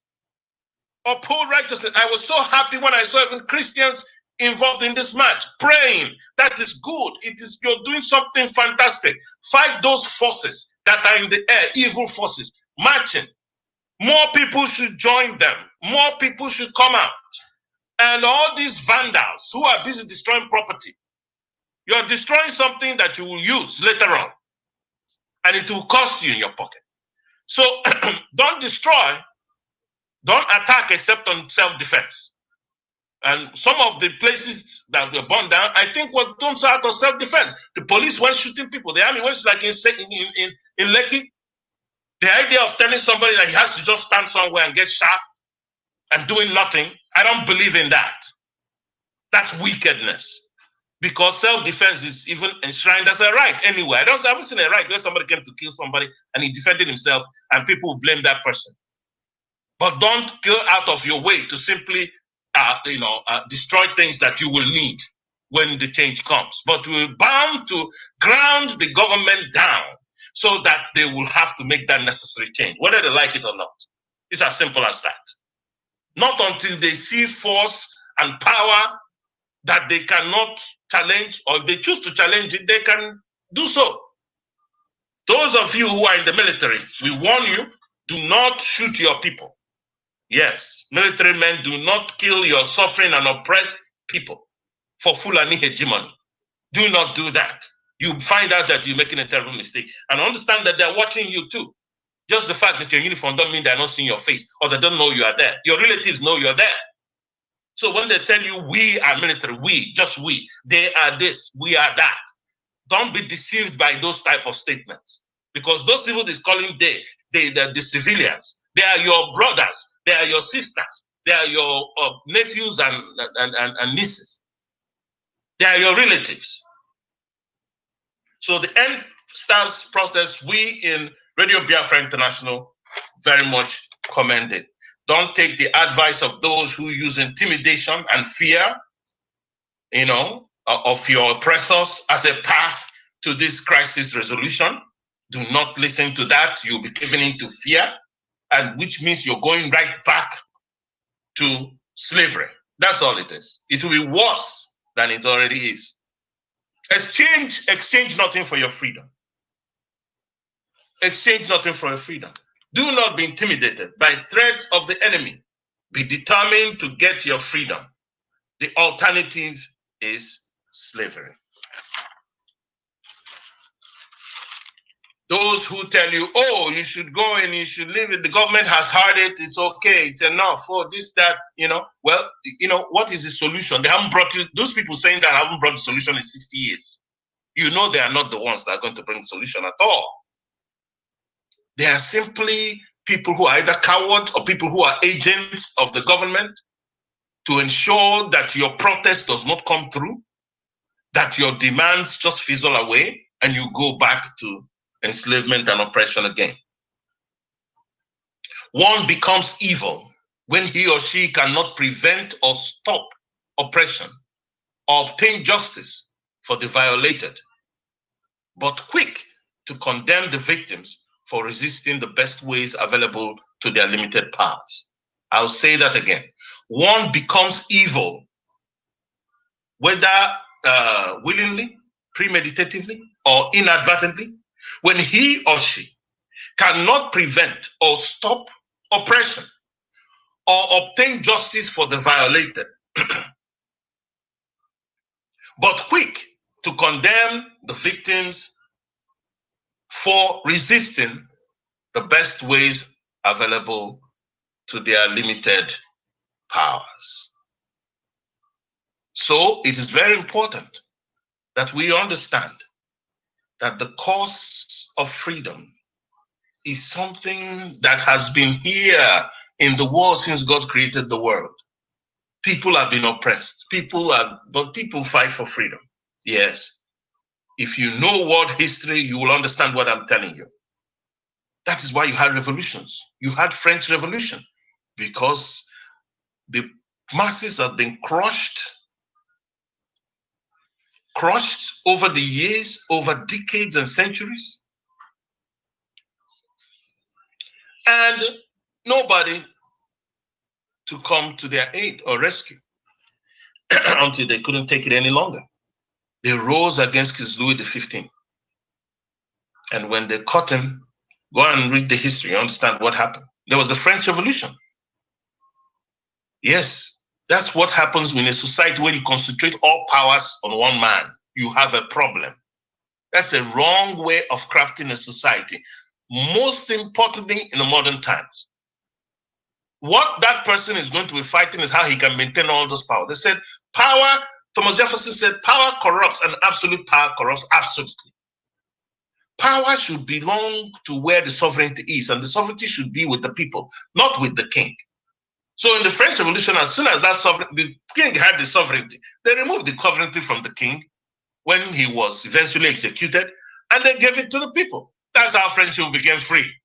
Yes, that's why you like to go to France today on a holiday, and some of you come to boast that you went to France. Oh, I went to France the other day. How was France created? How do you think France was made the way it is? You think you'd be going to France if that dictator was there? That autocrat, that monarch? It will not happen. The place will be a mess because he will be simply sitting on top of everybody there. And that is why if you look at the Nigerian constitution, you see that you have the exclusive list, which has more of the items, I think probably 20-something items. There are more of the items, probably 70 to 80% of the items there are in the exclusive list, which means that the president holds the powers. Then the rest, which on the concurrent list has to be shared by the federal authority, the federal government, and the states. They share it. Can you imagine that? And they call it a federal system. When it's not just even a unitary, this is a dictatorship, autocratic system. That's what it's the most totalitarian system. Fascist government. Can you imagine? That is what the Muhammadu Buhari's government has become. That is why police will kill people. We're talking about SARS. The police has been killing people ever since in Nigeria. The military has been doing so. So it's not a new thing. It's just that in the first instance, the people who were targeted were the Biafrans, unjustly. And now the thing has spread to everybody else. And there is complaint. So please, it is important that we pay attention to what we should do actually regarding our situation. And one of the things we should do is to pay attention to what is running the country, Nigeria. And what is running the country, Nigeria? It is the Constitution. The Constitution. The Constitution. What is a Constitution? A Constitution is an aggregate of fundamental principles or established precedents that constitute the legal basis of a polity, organization, or other type of entity, and commonly determine how that entity is to be governed. A constitution. When these principles are written down in a single document or set of legal documents, those documents may be said to embody a written constitution. If they are encompassed in a single comprehensive document, it's said to embody a codified constitution. Some constitutions, such as that of the United Nations, are uncodified, but written in numerous fundamental acts of legislature, court cases, and treaties. Constitutions concern different levels of organizations, from sovereign countries to companies and unincorporated associations. A treaty which establishes an international organization is also its constitution, in that it will define how that organization is constituted. See that? So from the word constitute, that's where the word constitution comes from. The base word there is constitute. Without state, a constitution defines the principles upon which the state is based. Within states,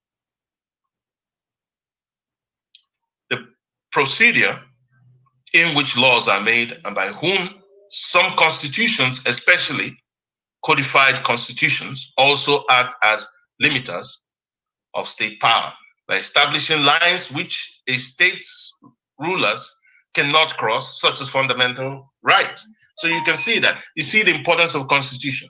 It's what defines how that polity functions, how everything runs there. But Nigeria is running under a constitution. And that constitution today that it has is a constitution called the Constitution of the Federal Republic of 1999 Constitution. And this constitution has been also an aggregate of previous constitutions, but also amended always. But the current one was last amended and crafted by a man called Awal Echi Yadudu. Born in 1953, he's a Nigerian academic. He's a professor of law and current vice chancellor of the Federal University of Birnin Kebbi State, Nigeria. He's a Fulani man from, and right there, Birnin Kebbi, Sokoto area. That's where he is. Yadudu was born in Funtua, Katsina State. He earned his diploma in law in 1978 from Ahmadu Bello University in Zaria. He proceeded to obtain the Bachelor of Laws there in 1979. He later earned his Master of Laws, LLM, in 1982, and Doctor of Judicial Science from the Harvard Law School in the United States in 1985. He served as Dean of the Faculty of Law at Bayero University, that's in Kano. In 2016, he became the Vice Chancellor of the Federal University, Birnin Kebbi State. Yadudu served as the legal advisor to the late head of state, General Sani Abacha. He also served as the deputy chairman of the National Conference Standing Committee on Law, Judiciary, and Human Rights. This man served as the legal advisor to the late head of state, General Sani Abacha. And we know how brutal General Sani Abacha was. And this man is the man who crafted the 1999 Constitution. It's amazing. It's amazing. And that Constitution is so lopsided,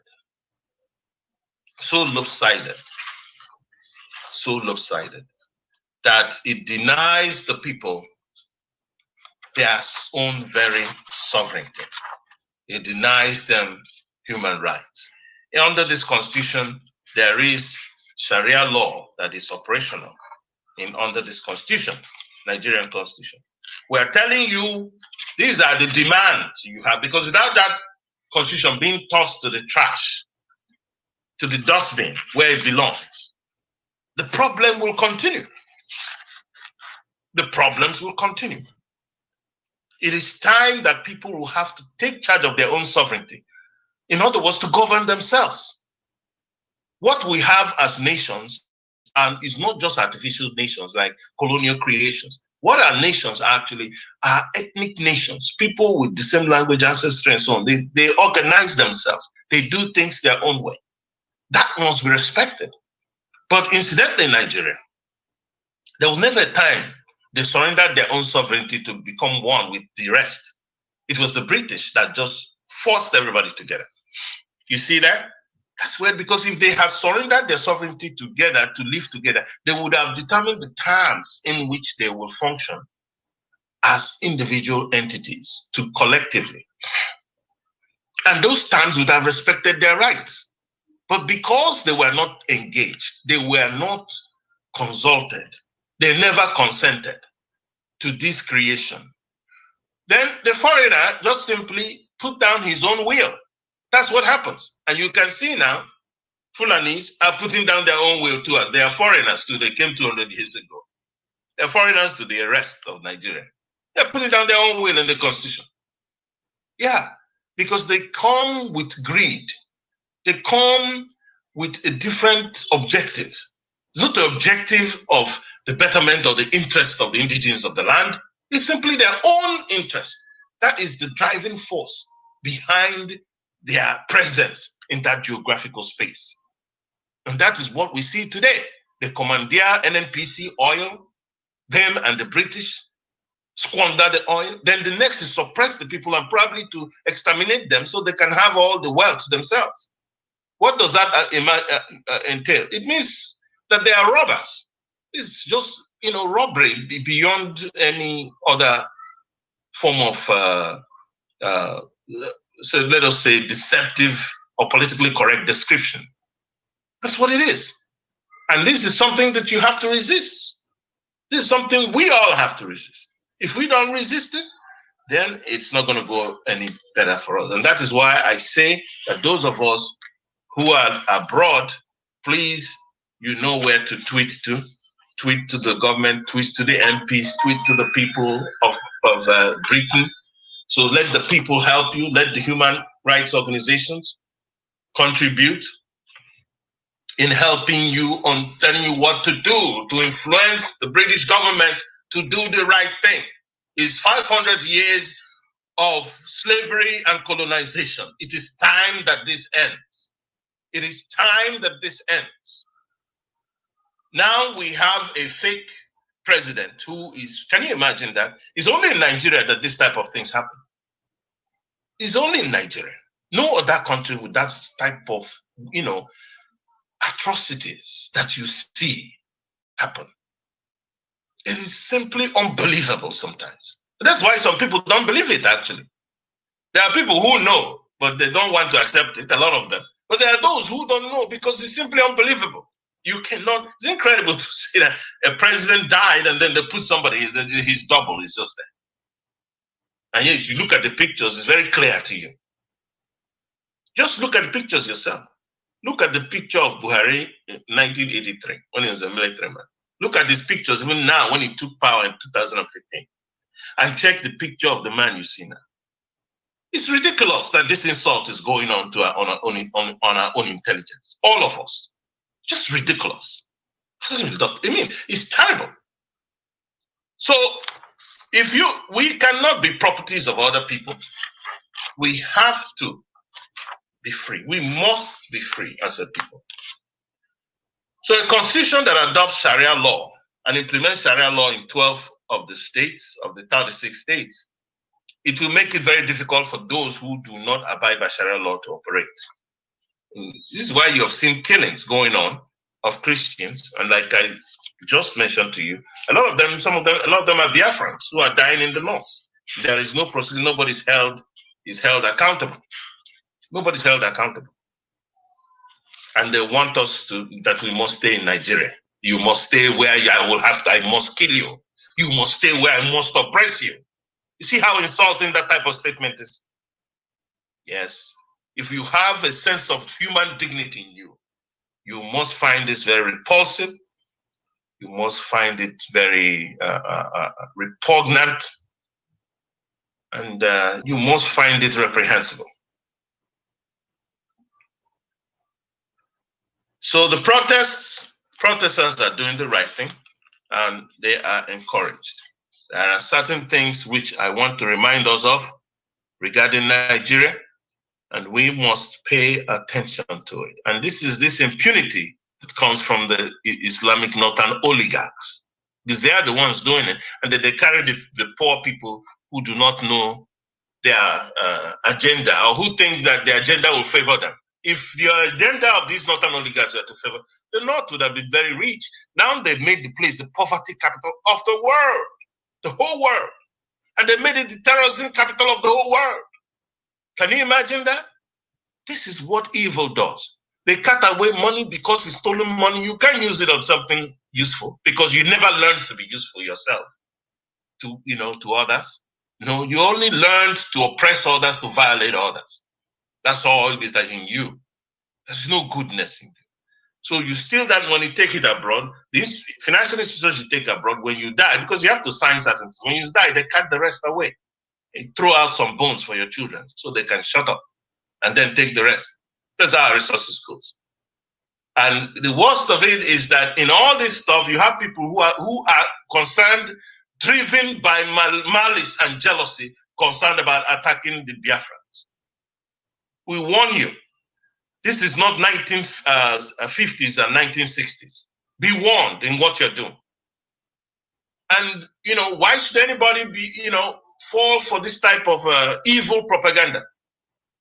Trying to make this revolution divisive, that is the North versus the South. Middle Belterners, I call on you, you know what to do. Organize yourself. You have to organize. Be organized. Because without being organized, you can't be able to challenge the forces that are oppressing you properly. It's not something that one person needs to come out and do. What made this process work? What made it have the impact that it's having today? It is because a lot of people came out. You, I, everybody came out speaking up against it. That's why it has the same impact it has today. It can have more impact if more people come out. You that is sitting down in your couch, you that is so selfish that you only think it's just your issues, that's it. You don't want any other, you are not concerned about what's happening to other people. You pretend that you care, you do not care. Some of you just pray. Good, you may pray sincerely. Some might pray as something, a cover up, but you have to do something. That's what I'm saying. You should even use your phone. That's what I'm saying. Use your phone. Even in your house where you're safe, you can't use your phone too. I mean, then that borders on wickedness, honestly.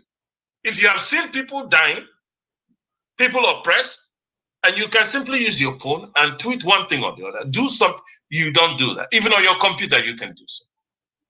So it's when you raise your voices and warn those people who are acting distractively, trying to make it an ethnic conflict. You need to warn them. They need to understand that even their closest relatives, because you are his relative, that's why he will listen to you when you warn him. Because outsiders will warn him, he will not listen to them. He don't know who they are. But because you are his relative, because you're his friend, when you tell him, look, you have to stop this, so you see him, he will listen to you. That's how you make the world a better place.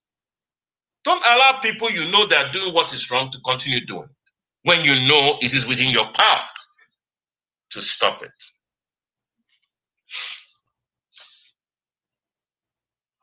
In 1960,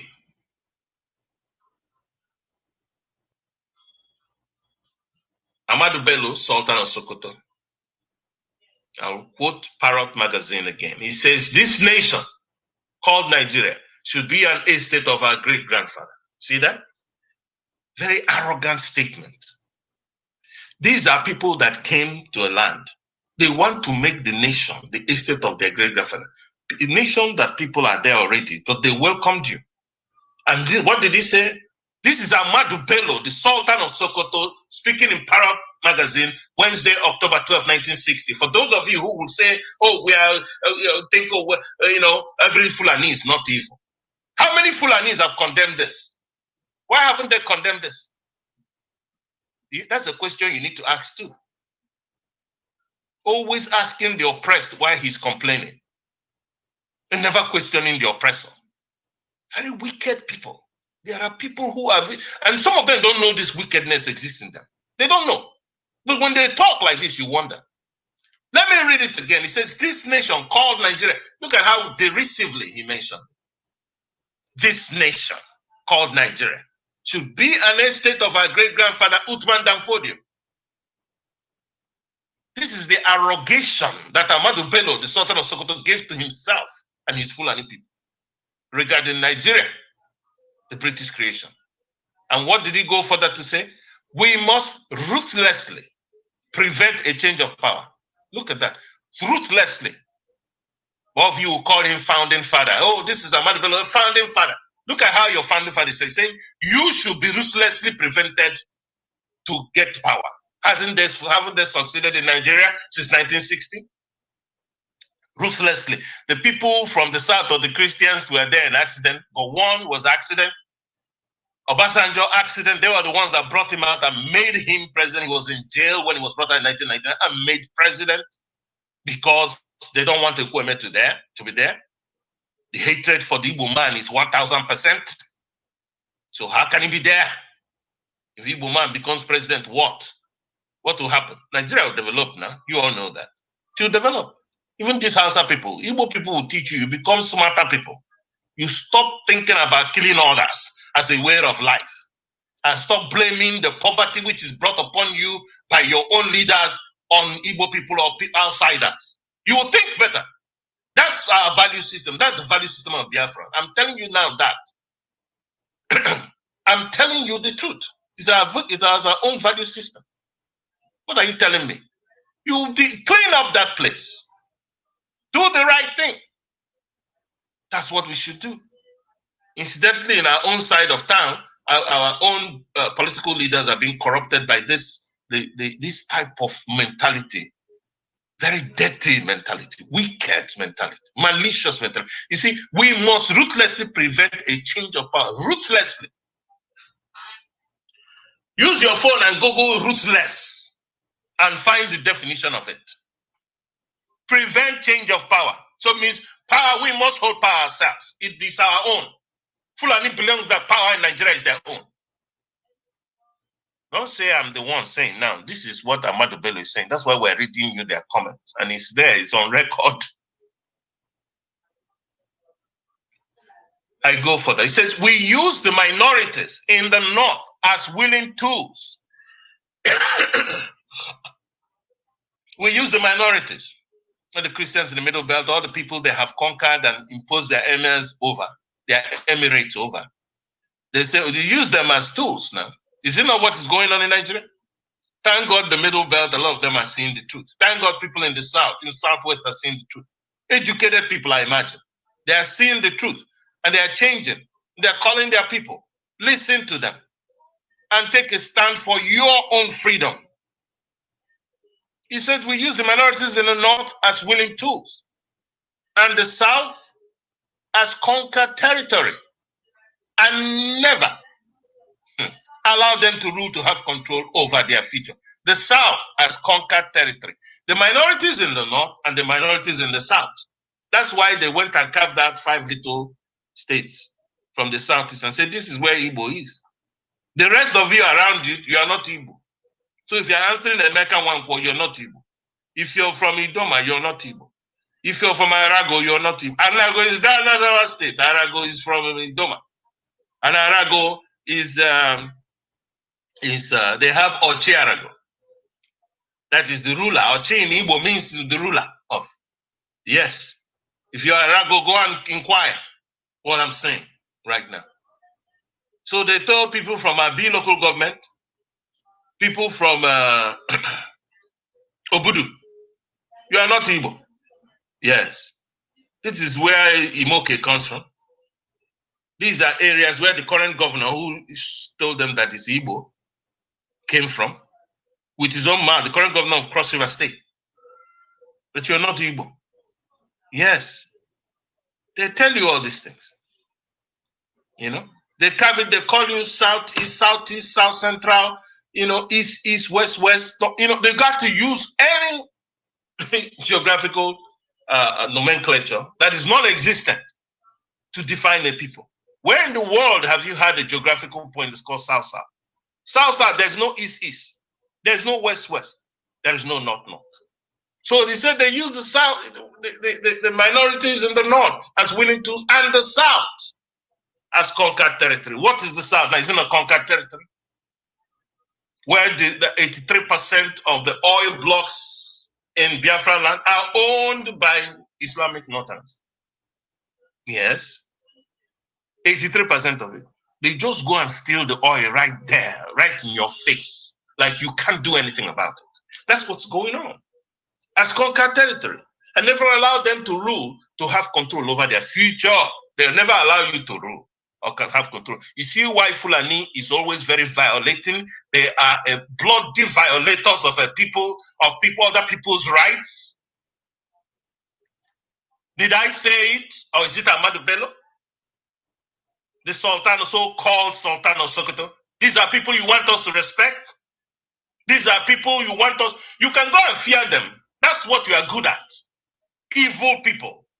Go and fear them. Keep fearing them. You live only to fear. Not ashamed of yourself.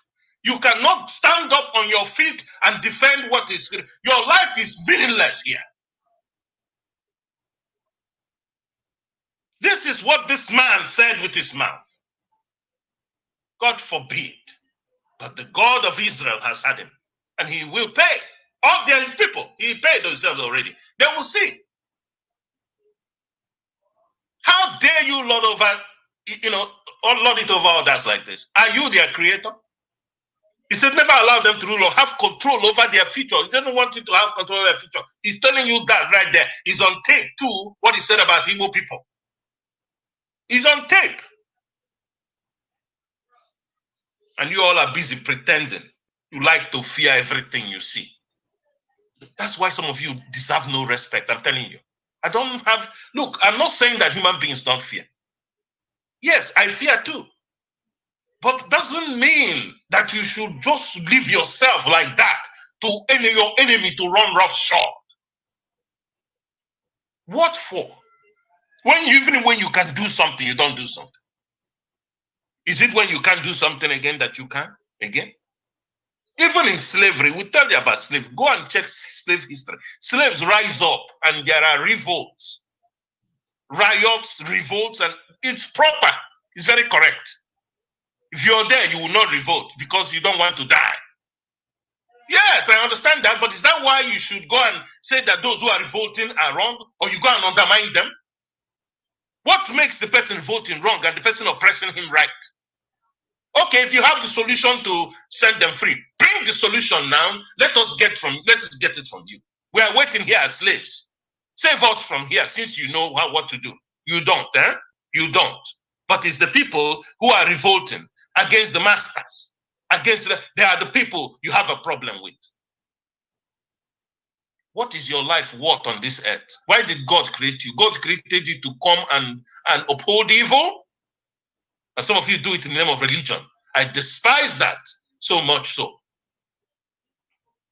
Since when has God told you, okay, go and be a slave to evil people? Just be an obedient slave to them. That's what you have to do. That's what God wants you to do. If he's saying it to us as a result of punishment, yes, we know.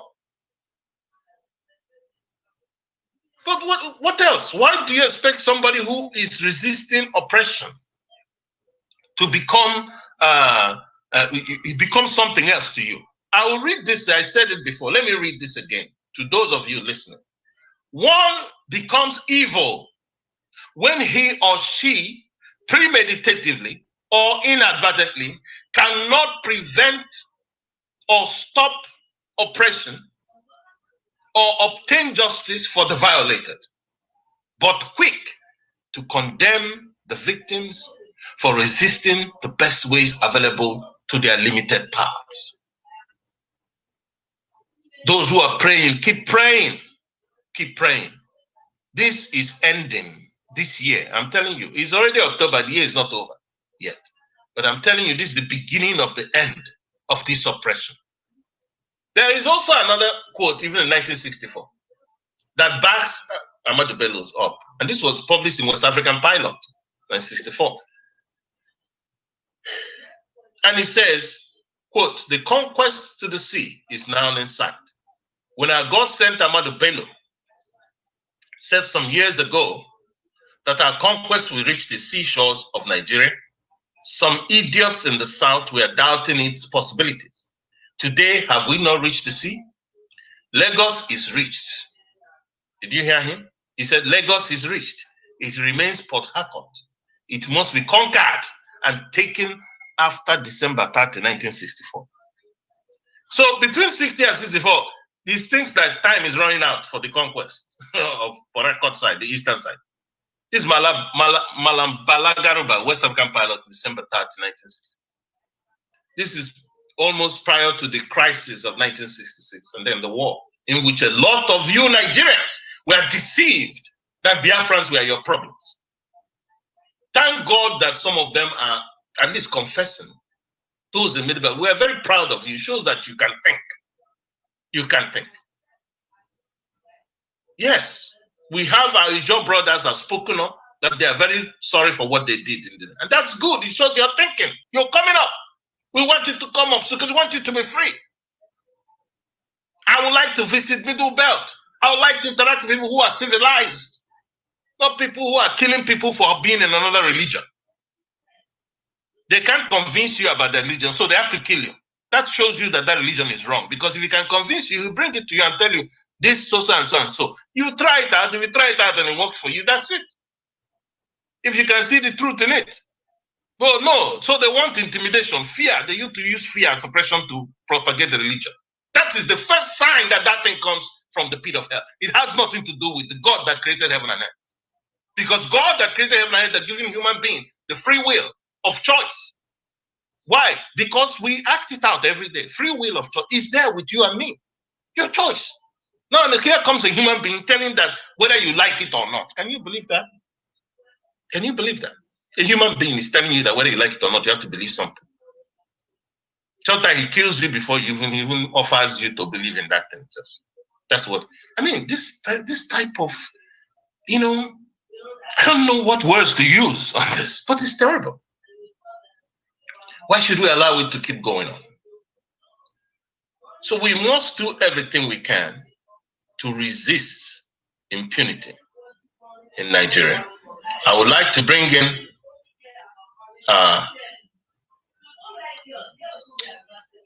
Mefulu Kando, one of our commentators, to give us a brief commentary again. We have just about probably 25 minutes, and then we'll be wrapping up for the day.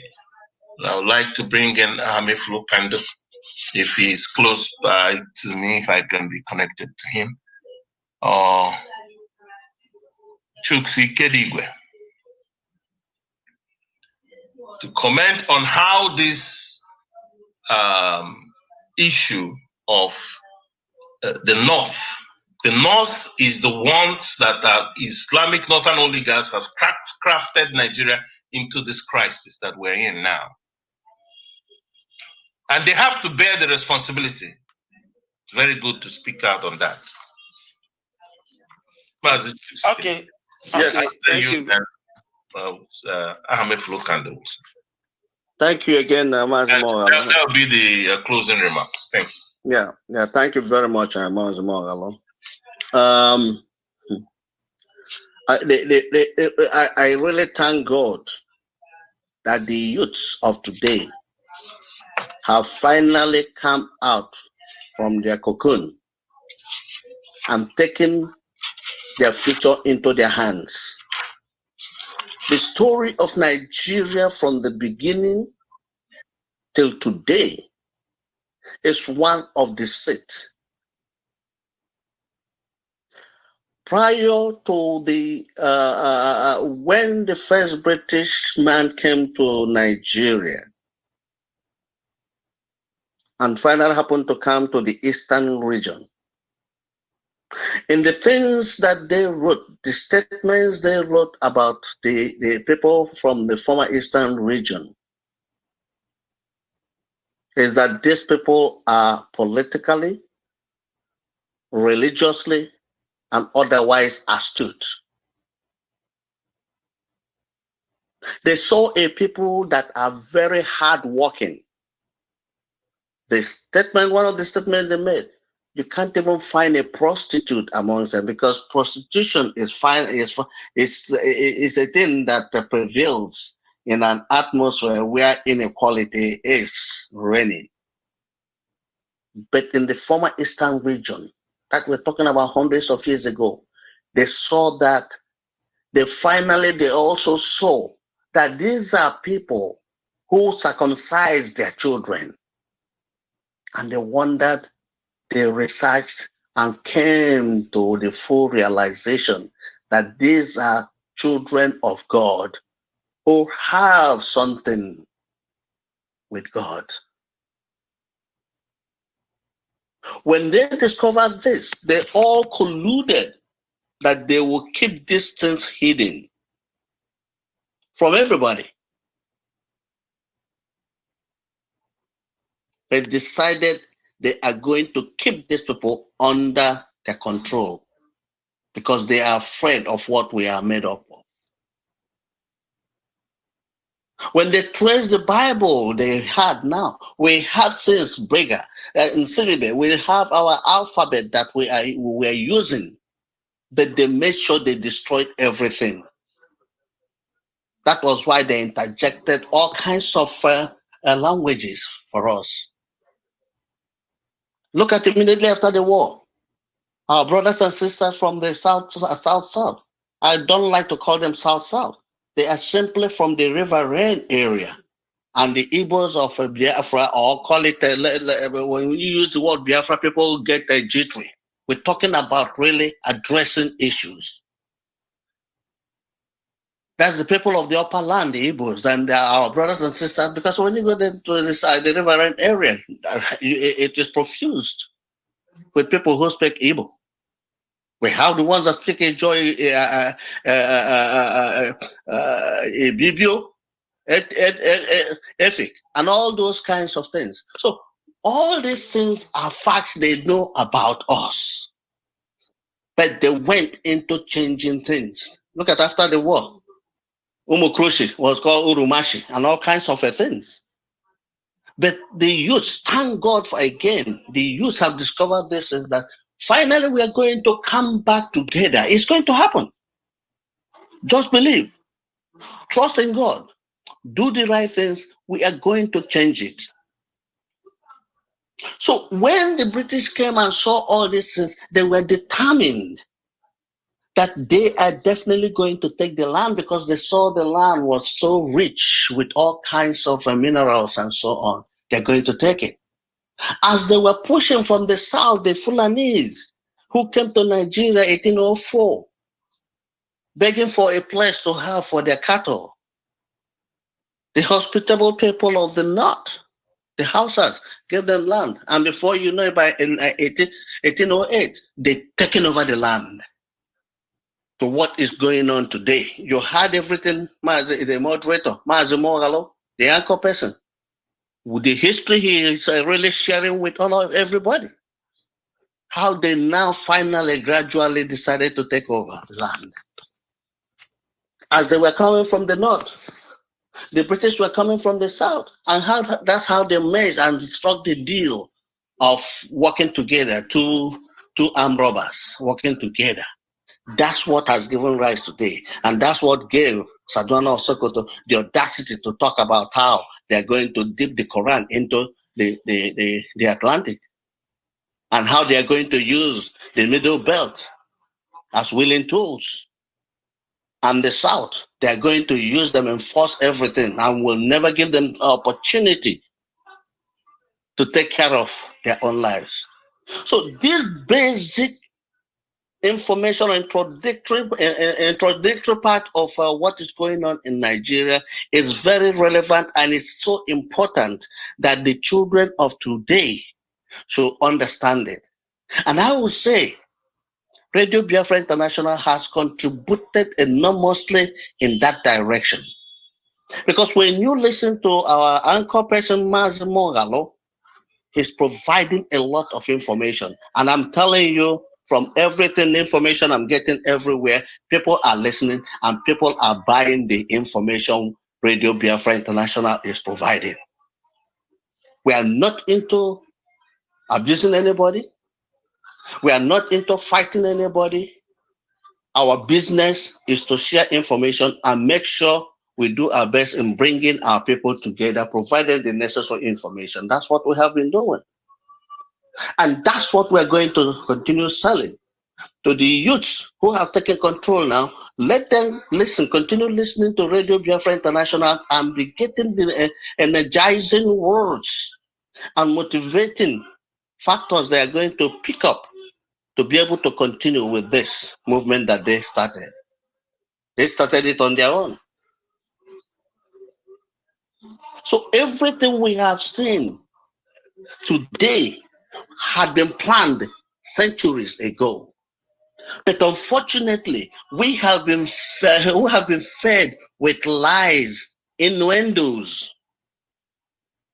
And that is why in the schools, there is nothing like history, because they know when for children to know things, you have to teach them their history. They make sure history has been removed, and the part that is there has been so diluted and compromised that you don't have the true story of what is going on. So I am calling upon the youths to now that they have brought their concern to the world by using the EndSARS protests, let them scale it over now, asking for the Constitution to be addressed forthwith, and that should be part of the basic and necessary things they must focus on. The fraudulent 1999 Constitution must be changed. They should not hear, they should not listen to any other thing. No promises, not from all the former presidents of Nigeria. They have to take control of their lives. And I want you all to understand too that the world have been in collusion what is going on. But the way you have handled this particular protest is embarrassing them, because with the technology, many more people have seen things so that they cannot cover up anymore. So now go back to the drawing board. Focus on the Constitution. That is jettisoning the Constitution. In the word of Tony Nnadi, he used that word and I like that word. Jettison the Nigerian 1999 Constitution, to jettison it completely. You don't want restructuring there. You don't want any amendment there. You want to really burn it down, throw it away, and start a new one. To help you further, request for the 1963, up to 1966 Nigerian Constitution that had all the regions. That's what I will advise all of you to focus on. However you had yourself organized to come to this point of bringing the situation in Nigeria to the limelight, I will advise you to go that route. So your main objective now is the Constitution, and that should be your focus. And for any other person who is bringing any seed of discord within this group, reject it, but deal with it with maturity. As for the North, that is saying they're going to be against the movement, don't worry about it, but be prepared to deflect whatever they have in plan. And as for grandson of Adeyinka, we're asking you, my brother, okay, to withdraw that statement as quickly as possible, because you look embarrassing that now the whole of the South are about to get their freedom. You are the one trying to bring division, because maybe the Fulanis, in their usual manner, have given you some money or any other thing, and you decide to bring this confusion. We are not going to tolerate it. So we're advising you, calm it down. When you start talking about Igbos in Yoruba land and everything, there are so many Igbos who were born there. So many Igbo boys whose either father or mother is Yoruba. So you cannot start bringing that division right now. We don't want to fight within ourselves again, Igbos and Yorubas and the Middle Belt. No more. Anybody who is going to bring that seed of discord, we are going to say no to it. So thank you very much, Ajamoaro. Thank you very much, members of the panel, for today's broadcast. It is very, very enriching.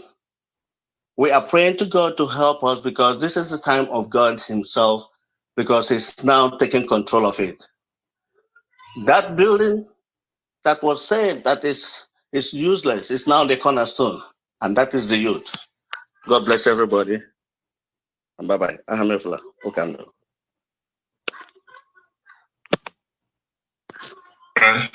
Thank you so much, our honorable veteran Mohammed Flukando, for that.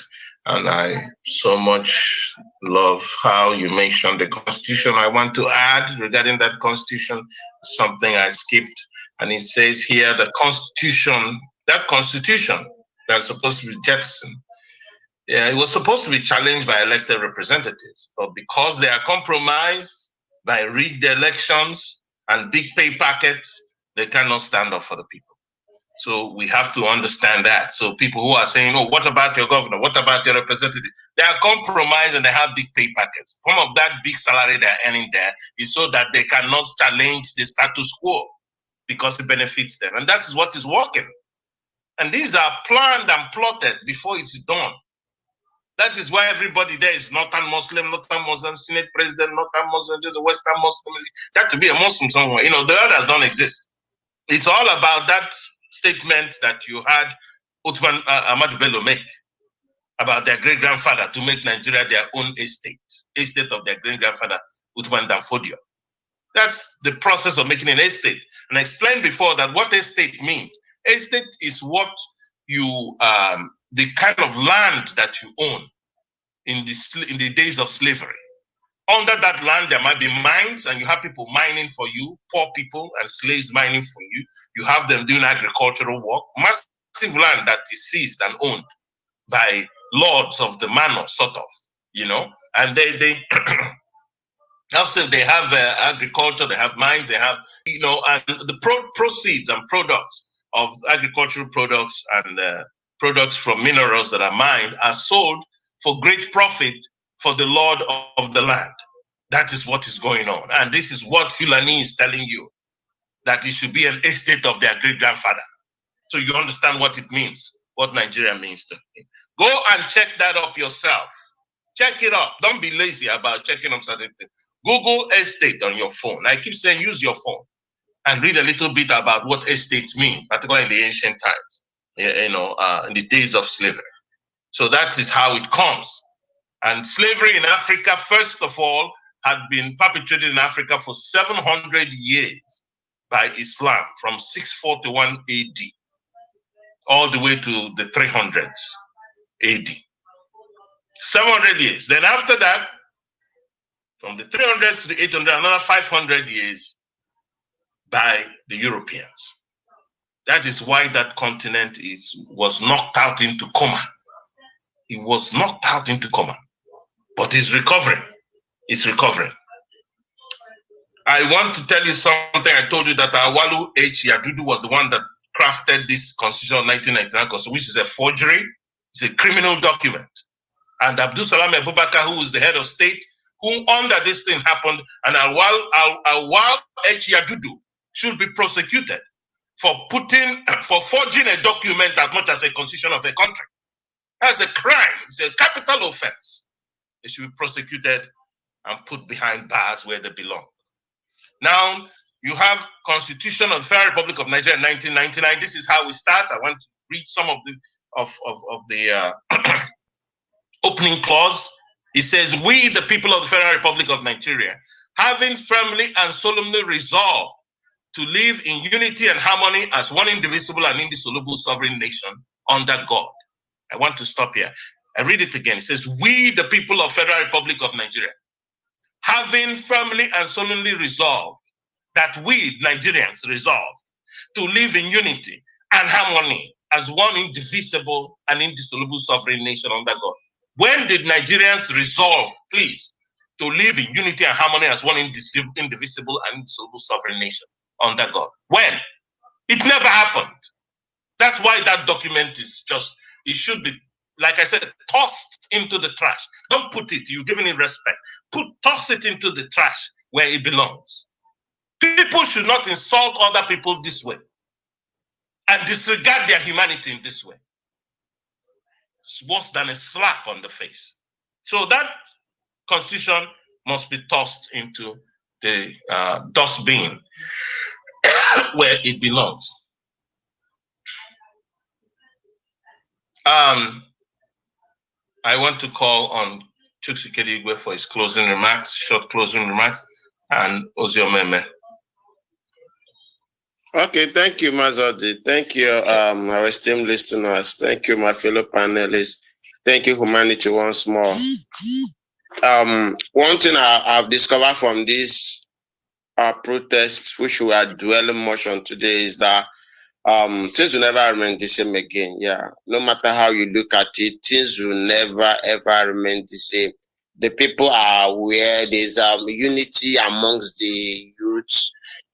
And then the government is beginning to be aware that the people have this massive strength that they've never used all these years, and they were willing to use it, and they have actually used it. And the government now knows that next time when you go to murder innocent people, it could trigger a massive rebellion. It could trigger a massive uprising. Okay, we mustn't forget this. This uprising that started now. This is only turned violent because government opened fire, and it started from Orile, okay, where the youth blocked the road, doing what they have always been doing for these 2 weeks, and then the DPO of that police station came out, tried to push them away, and they resisted, and then one of the men with him shot at those people who were protesting, and it got 3 people, 2 died, and one was still alive. And that was where the whole thing started. So it was actually the government that triggered it. We shouldn't also forget that before this time, they've been trying to use all kinds of thugs, miscreants, sending them to make this thing look violent. People resisted it, but immediately death was seen. It was all over because everybody within these 2 weeks has become everybody who has been going out to protest. I've seen every other person as a brother. There was no, this person is from this place or this place from this. I've always been a participant, and when you go there, everybody's seen as if somebody's a brother. Everybody watched out for every other person. The water we have there were shared. Once you need water, whatever you need, you got it there. So everybody saw themselves as one. And immediately one of them was down. That resulted in, that triggered every other thing. And then started with the burning of the police station. And before we knew, other people who had the Orile police station was on fire because 2 of their brothers in quote were down. They started, and that was how the tension rose. And then while we were trying to calm it down, the government imposed the 24 hours curfew, and then He now escalated when the soldiers went to target, as in the Lekki target, to shoot. That triggered everything. So, and the next, rather than calming the situation down, the government wanted to show abracadabra by also killing more people on the next day, which was on Wednesday, and that triggered the burning of things. So the government must have understood one thing, and that things will never be the same. If you take one person, it might be every other person might see that you're taking our brother, because this sense of unity right now, and that's one thing the youth must have learned from this episode. They try to scatter the ranks of the youth, always saying, and that's why I always keep telling our people, if there's anything we must learn from what happened in this episode. You see government always telling you, oh, bring out your youth, bring out your leaders, bring out your leader, who is your leader? And that's why I keep saying that the Biafrans that come to RBI to ask us who is our leader, that come to BRM to ask us who is our leader, they knew nothing about freedom fighting. Government will always ask you who is your leader, bring him forward. Why are they asking you? Why are they so much interested in your leadership? Because they want to corrupt that person. They want to corrupt it. Immediately you present the leader, believe you me, that movement will be dead. And that's why here we've adopted our system, which the Nigerians even copied for this protest, and it has been a massive success. They let it from us, and it has been a massive success. So we must all understand that this how. Don't ever do what your enemy is suggesting to you. If you must conquer your enemy, if you must win your naysayers, you must do the opposite of what they are requesting. If they are telling you to bring your leader, don't do that. Rather tell them you have no leader. And that's what we've always done here. They always come and tell us, oh, who is your leader? Who is your leader? We have no leader. We're a team here. We work as a team. We practice the team leadership, which has always been the work of our forefathers. And that's what we intend to continue with, because it's the way to go. Don't ever do what your discipline tells you to do. Because if you do, they will get you. That's always, they will ask you to, come and register a political party, come and join politics. Once you go into the politics, you will lose focus. You will lose focus. It has happened all over. There's enough of this thing to show it.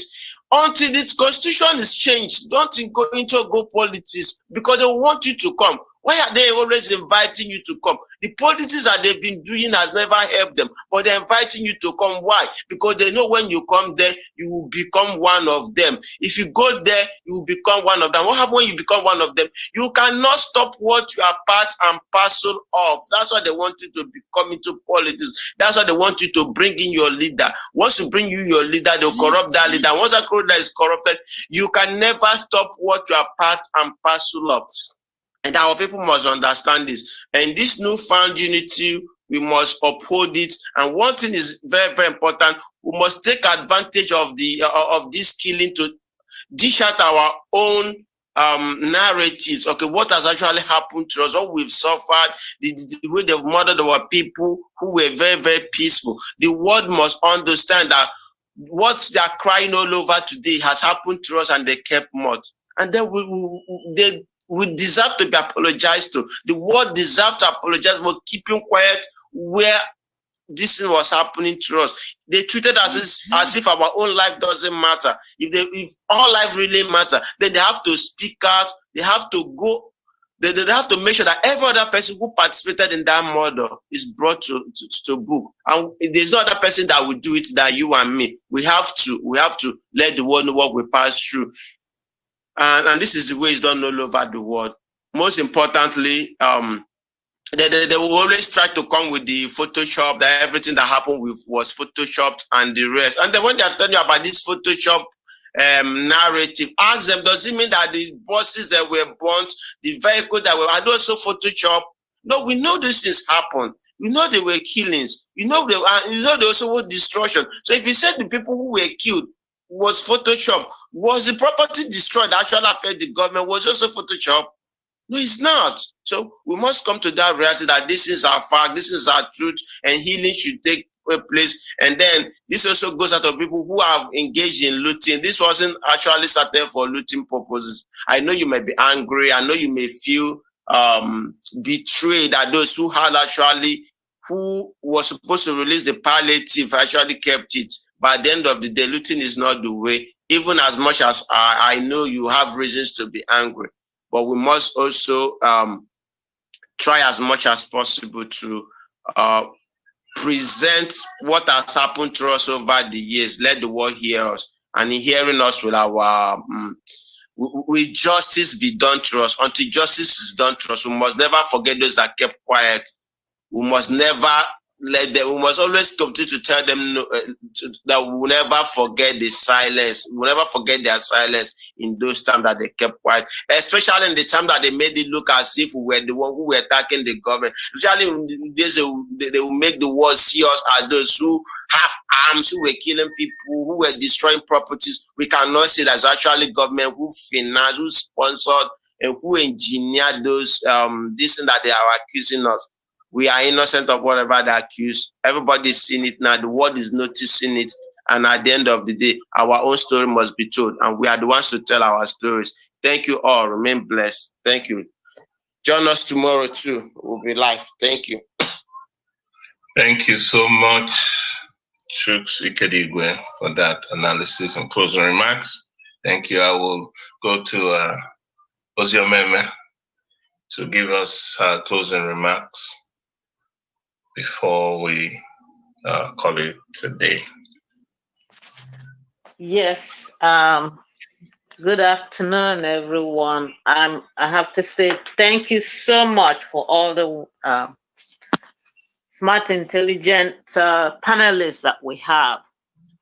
Thank you, Chuks Ikedigwe, the man on the ground, telling us day to day what's going on. Thank you so much for all the sacrifices you're going through. We know it's not an easy job. Mazi Odemola, thank you for making this program such a successful one. Mazi Okando, our able veteran, thank you for the history of how we were in the past and which we're looking forward to going back to. And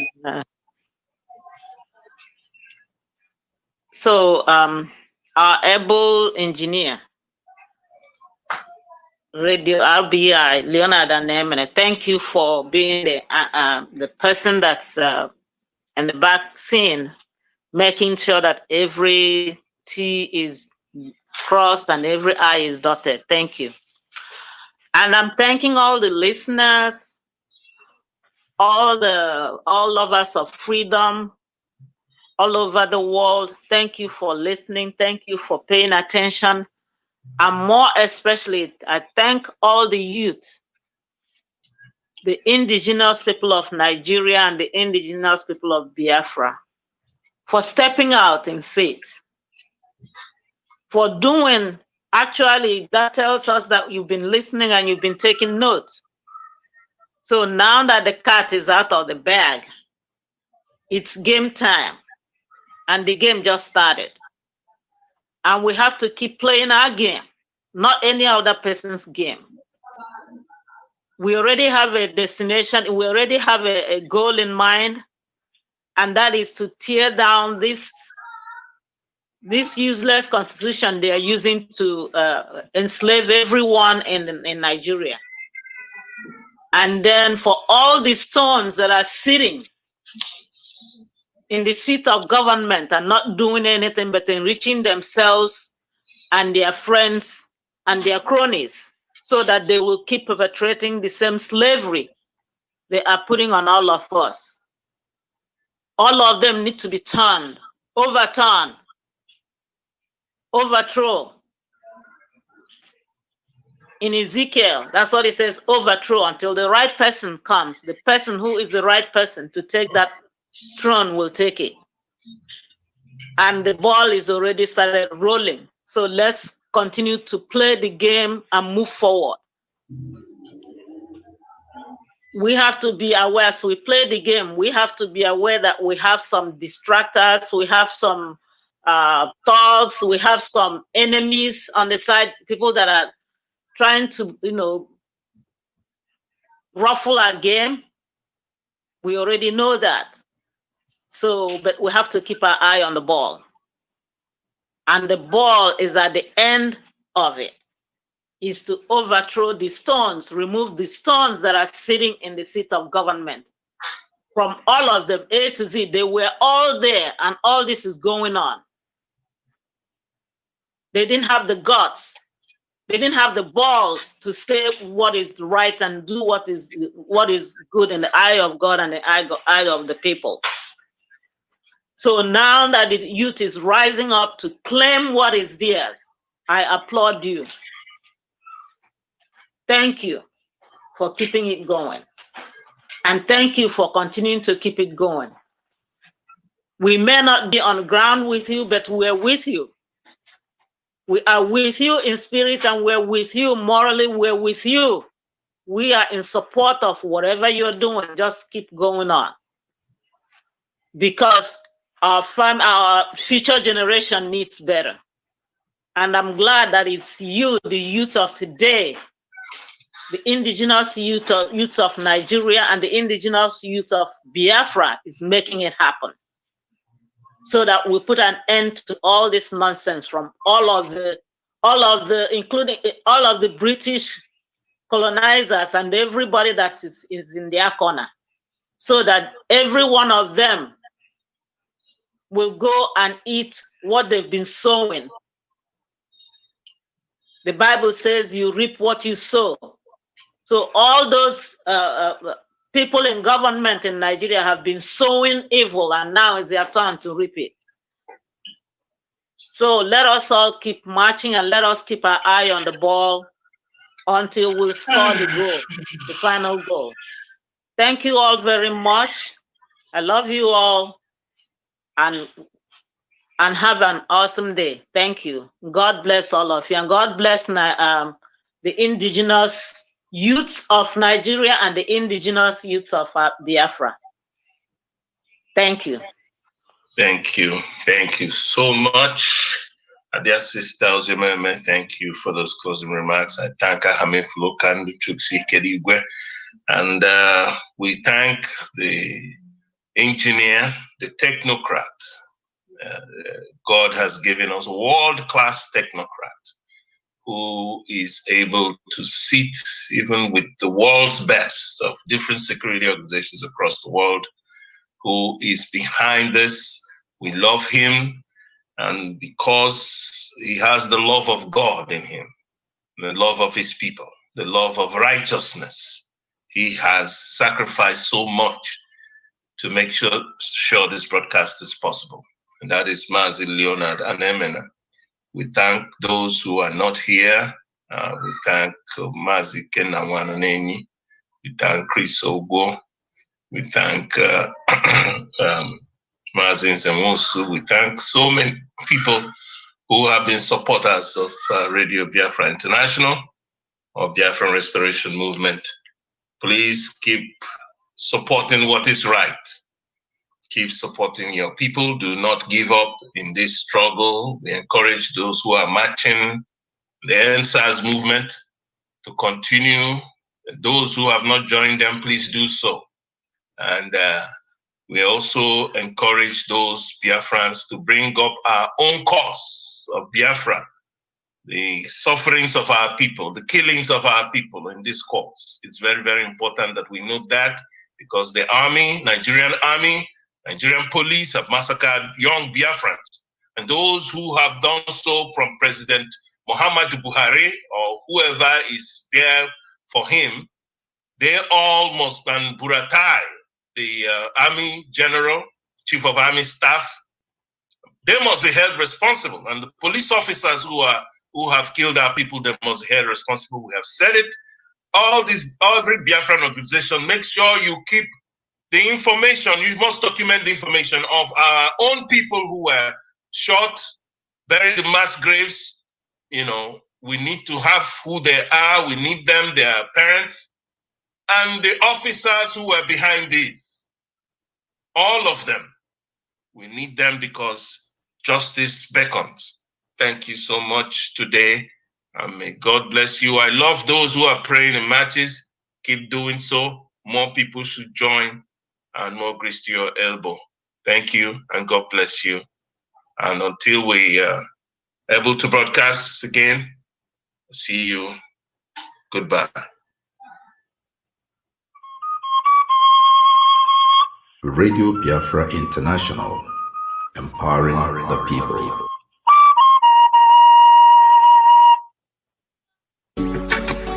Yes, this is not what kind of debate. All we want is Biafra people. All we want is Biafra. All we want is freedom. All we want is Biafra. All we want is freedom. Oh Lord, my God. Oh Lord, my God. We need our freedom. We need justice to reign. We need our freedom. We need justice to reign. Killing and fighting everywhere. We need justice to reign. Zombies everywhere. Brothers do not know his brothers. Standing over.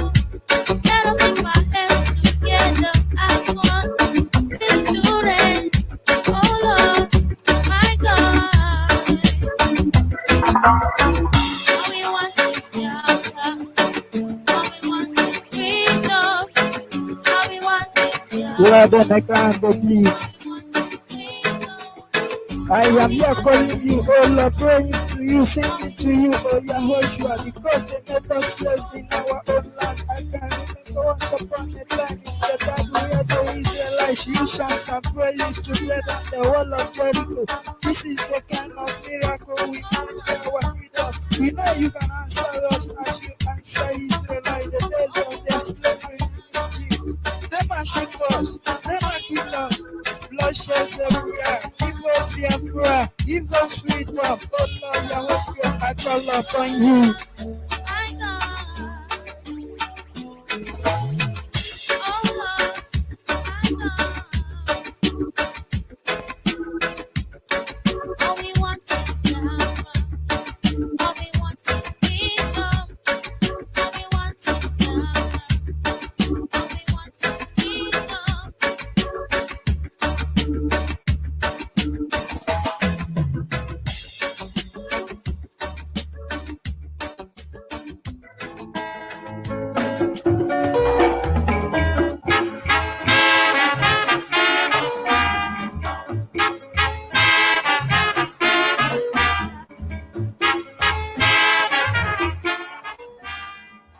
Radio Biafra is proud to launch its new mobile app.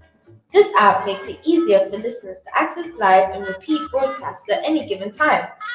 The app is available on Android and Apple stores and is free to install, so just search for Radio Biafra into all one word to get the app on your device.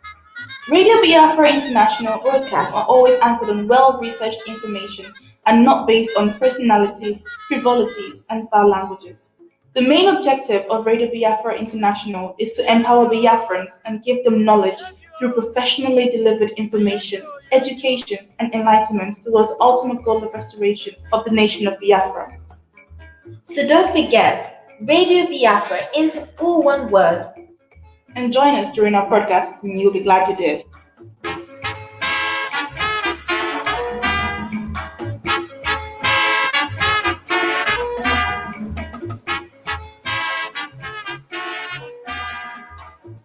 The more we fight together, together, together, the more we fight together, the stronger we shall be. The more we fight together, together, together, the more we fight together, and stronger we shall be.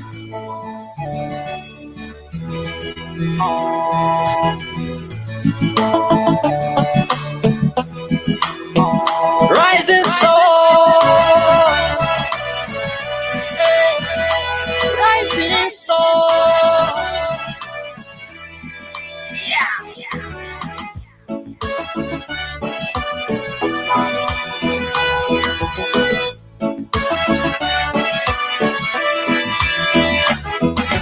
Biafra is the only hope of Africa.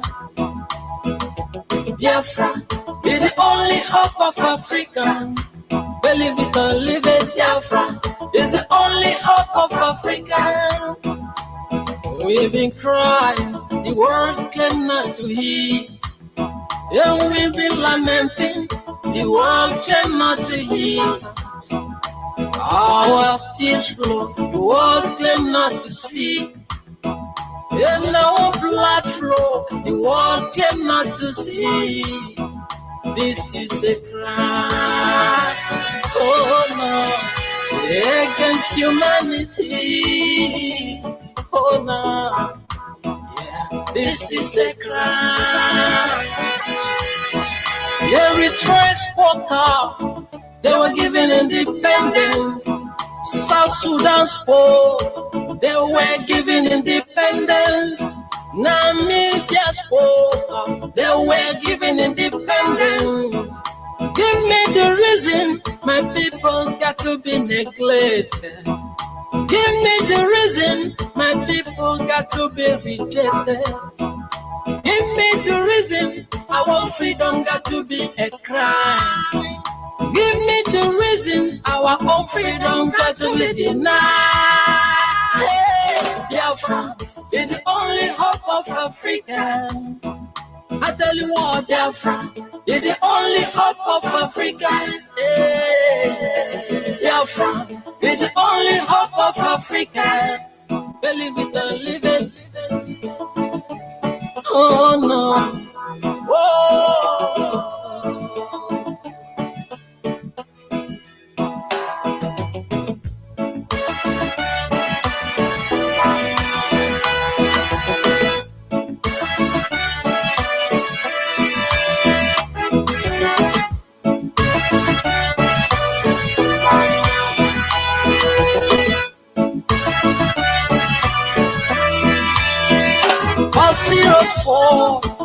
That was physical battle, and we're betrayed by the people them trust. Today zeros are fighting. This is a spiritual battle. Let us unite and give Biafra a meaning. If we don't take time, we can't remain in this life. No freedom of speech, no freedom of expression, no freedom of worship, no freedom of religion. Justice denied. Oh no, of my own very people. Hey. Justice denied. Hey. On the rising sun. Hey. Justice denied. Oh, my freedom fighter. Yeah. What is so bad? My people wanna be liberated. What is so bad? My people wanna be independent. What is so bad? My people wanna be alone. This is the time we will make it known to the world. Hey, Biafra is the only hope of Africa. Biafra is the only hope of Africa. Biafra is the only hope of Africa. I tell you what, Biafra is the only hope of Africa. Hospitality, positive, education, positive, economic, positive, hospitality. I tell you what, positive. Biafra is the only hope of Africa. Biafra is the only hope of Africans. I tell you what, Biafra is the only hope of Africa. Hey, Biafra is the only hope of Africa. My people will cry. Biafrans will cry. My people are suffering. Oh, Biafrans are crying.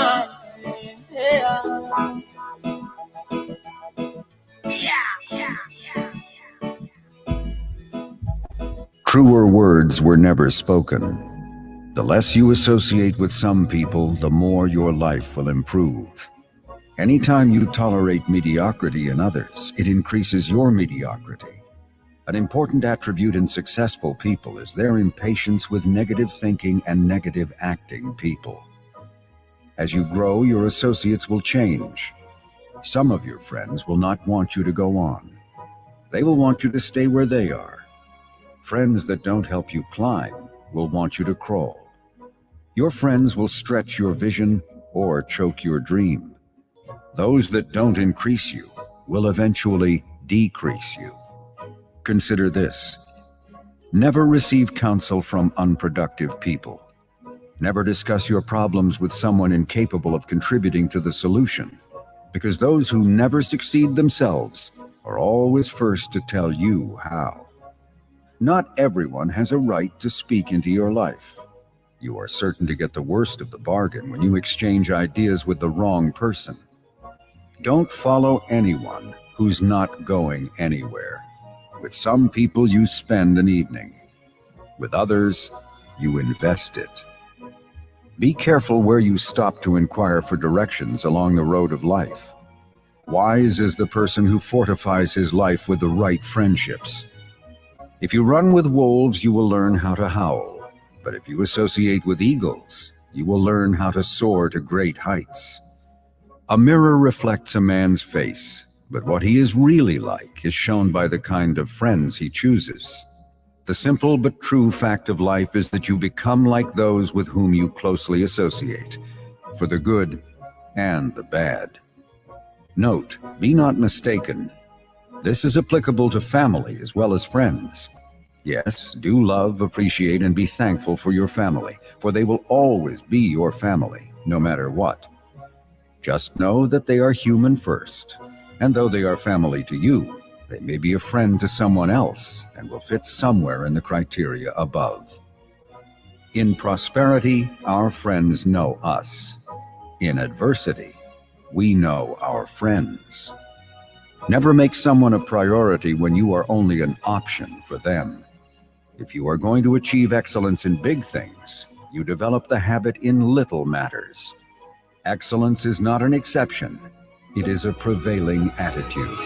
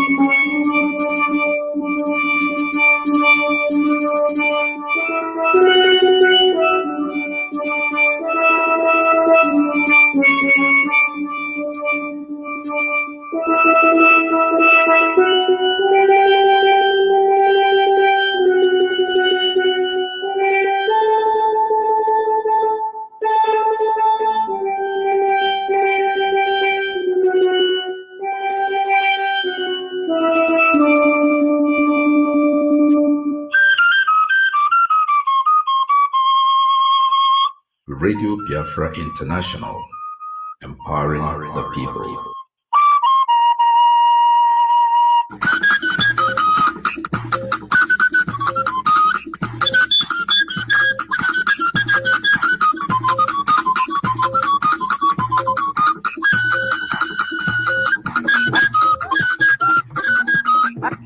Oh, what DJ Ajamasa 2020.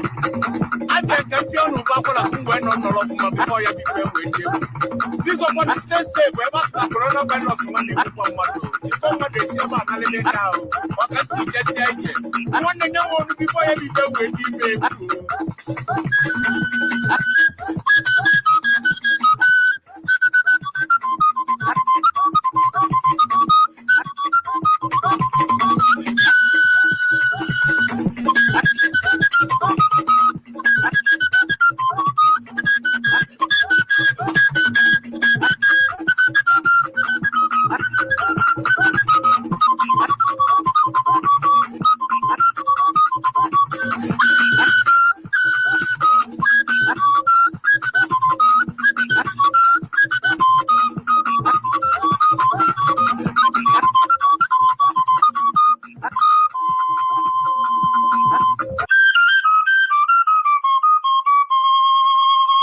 Radio Biafra International, empowering the people.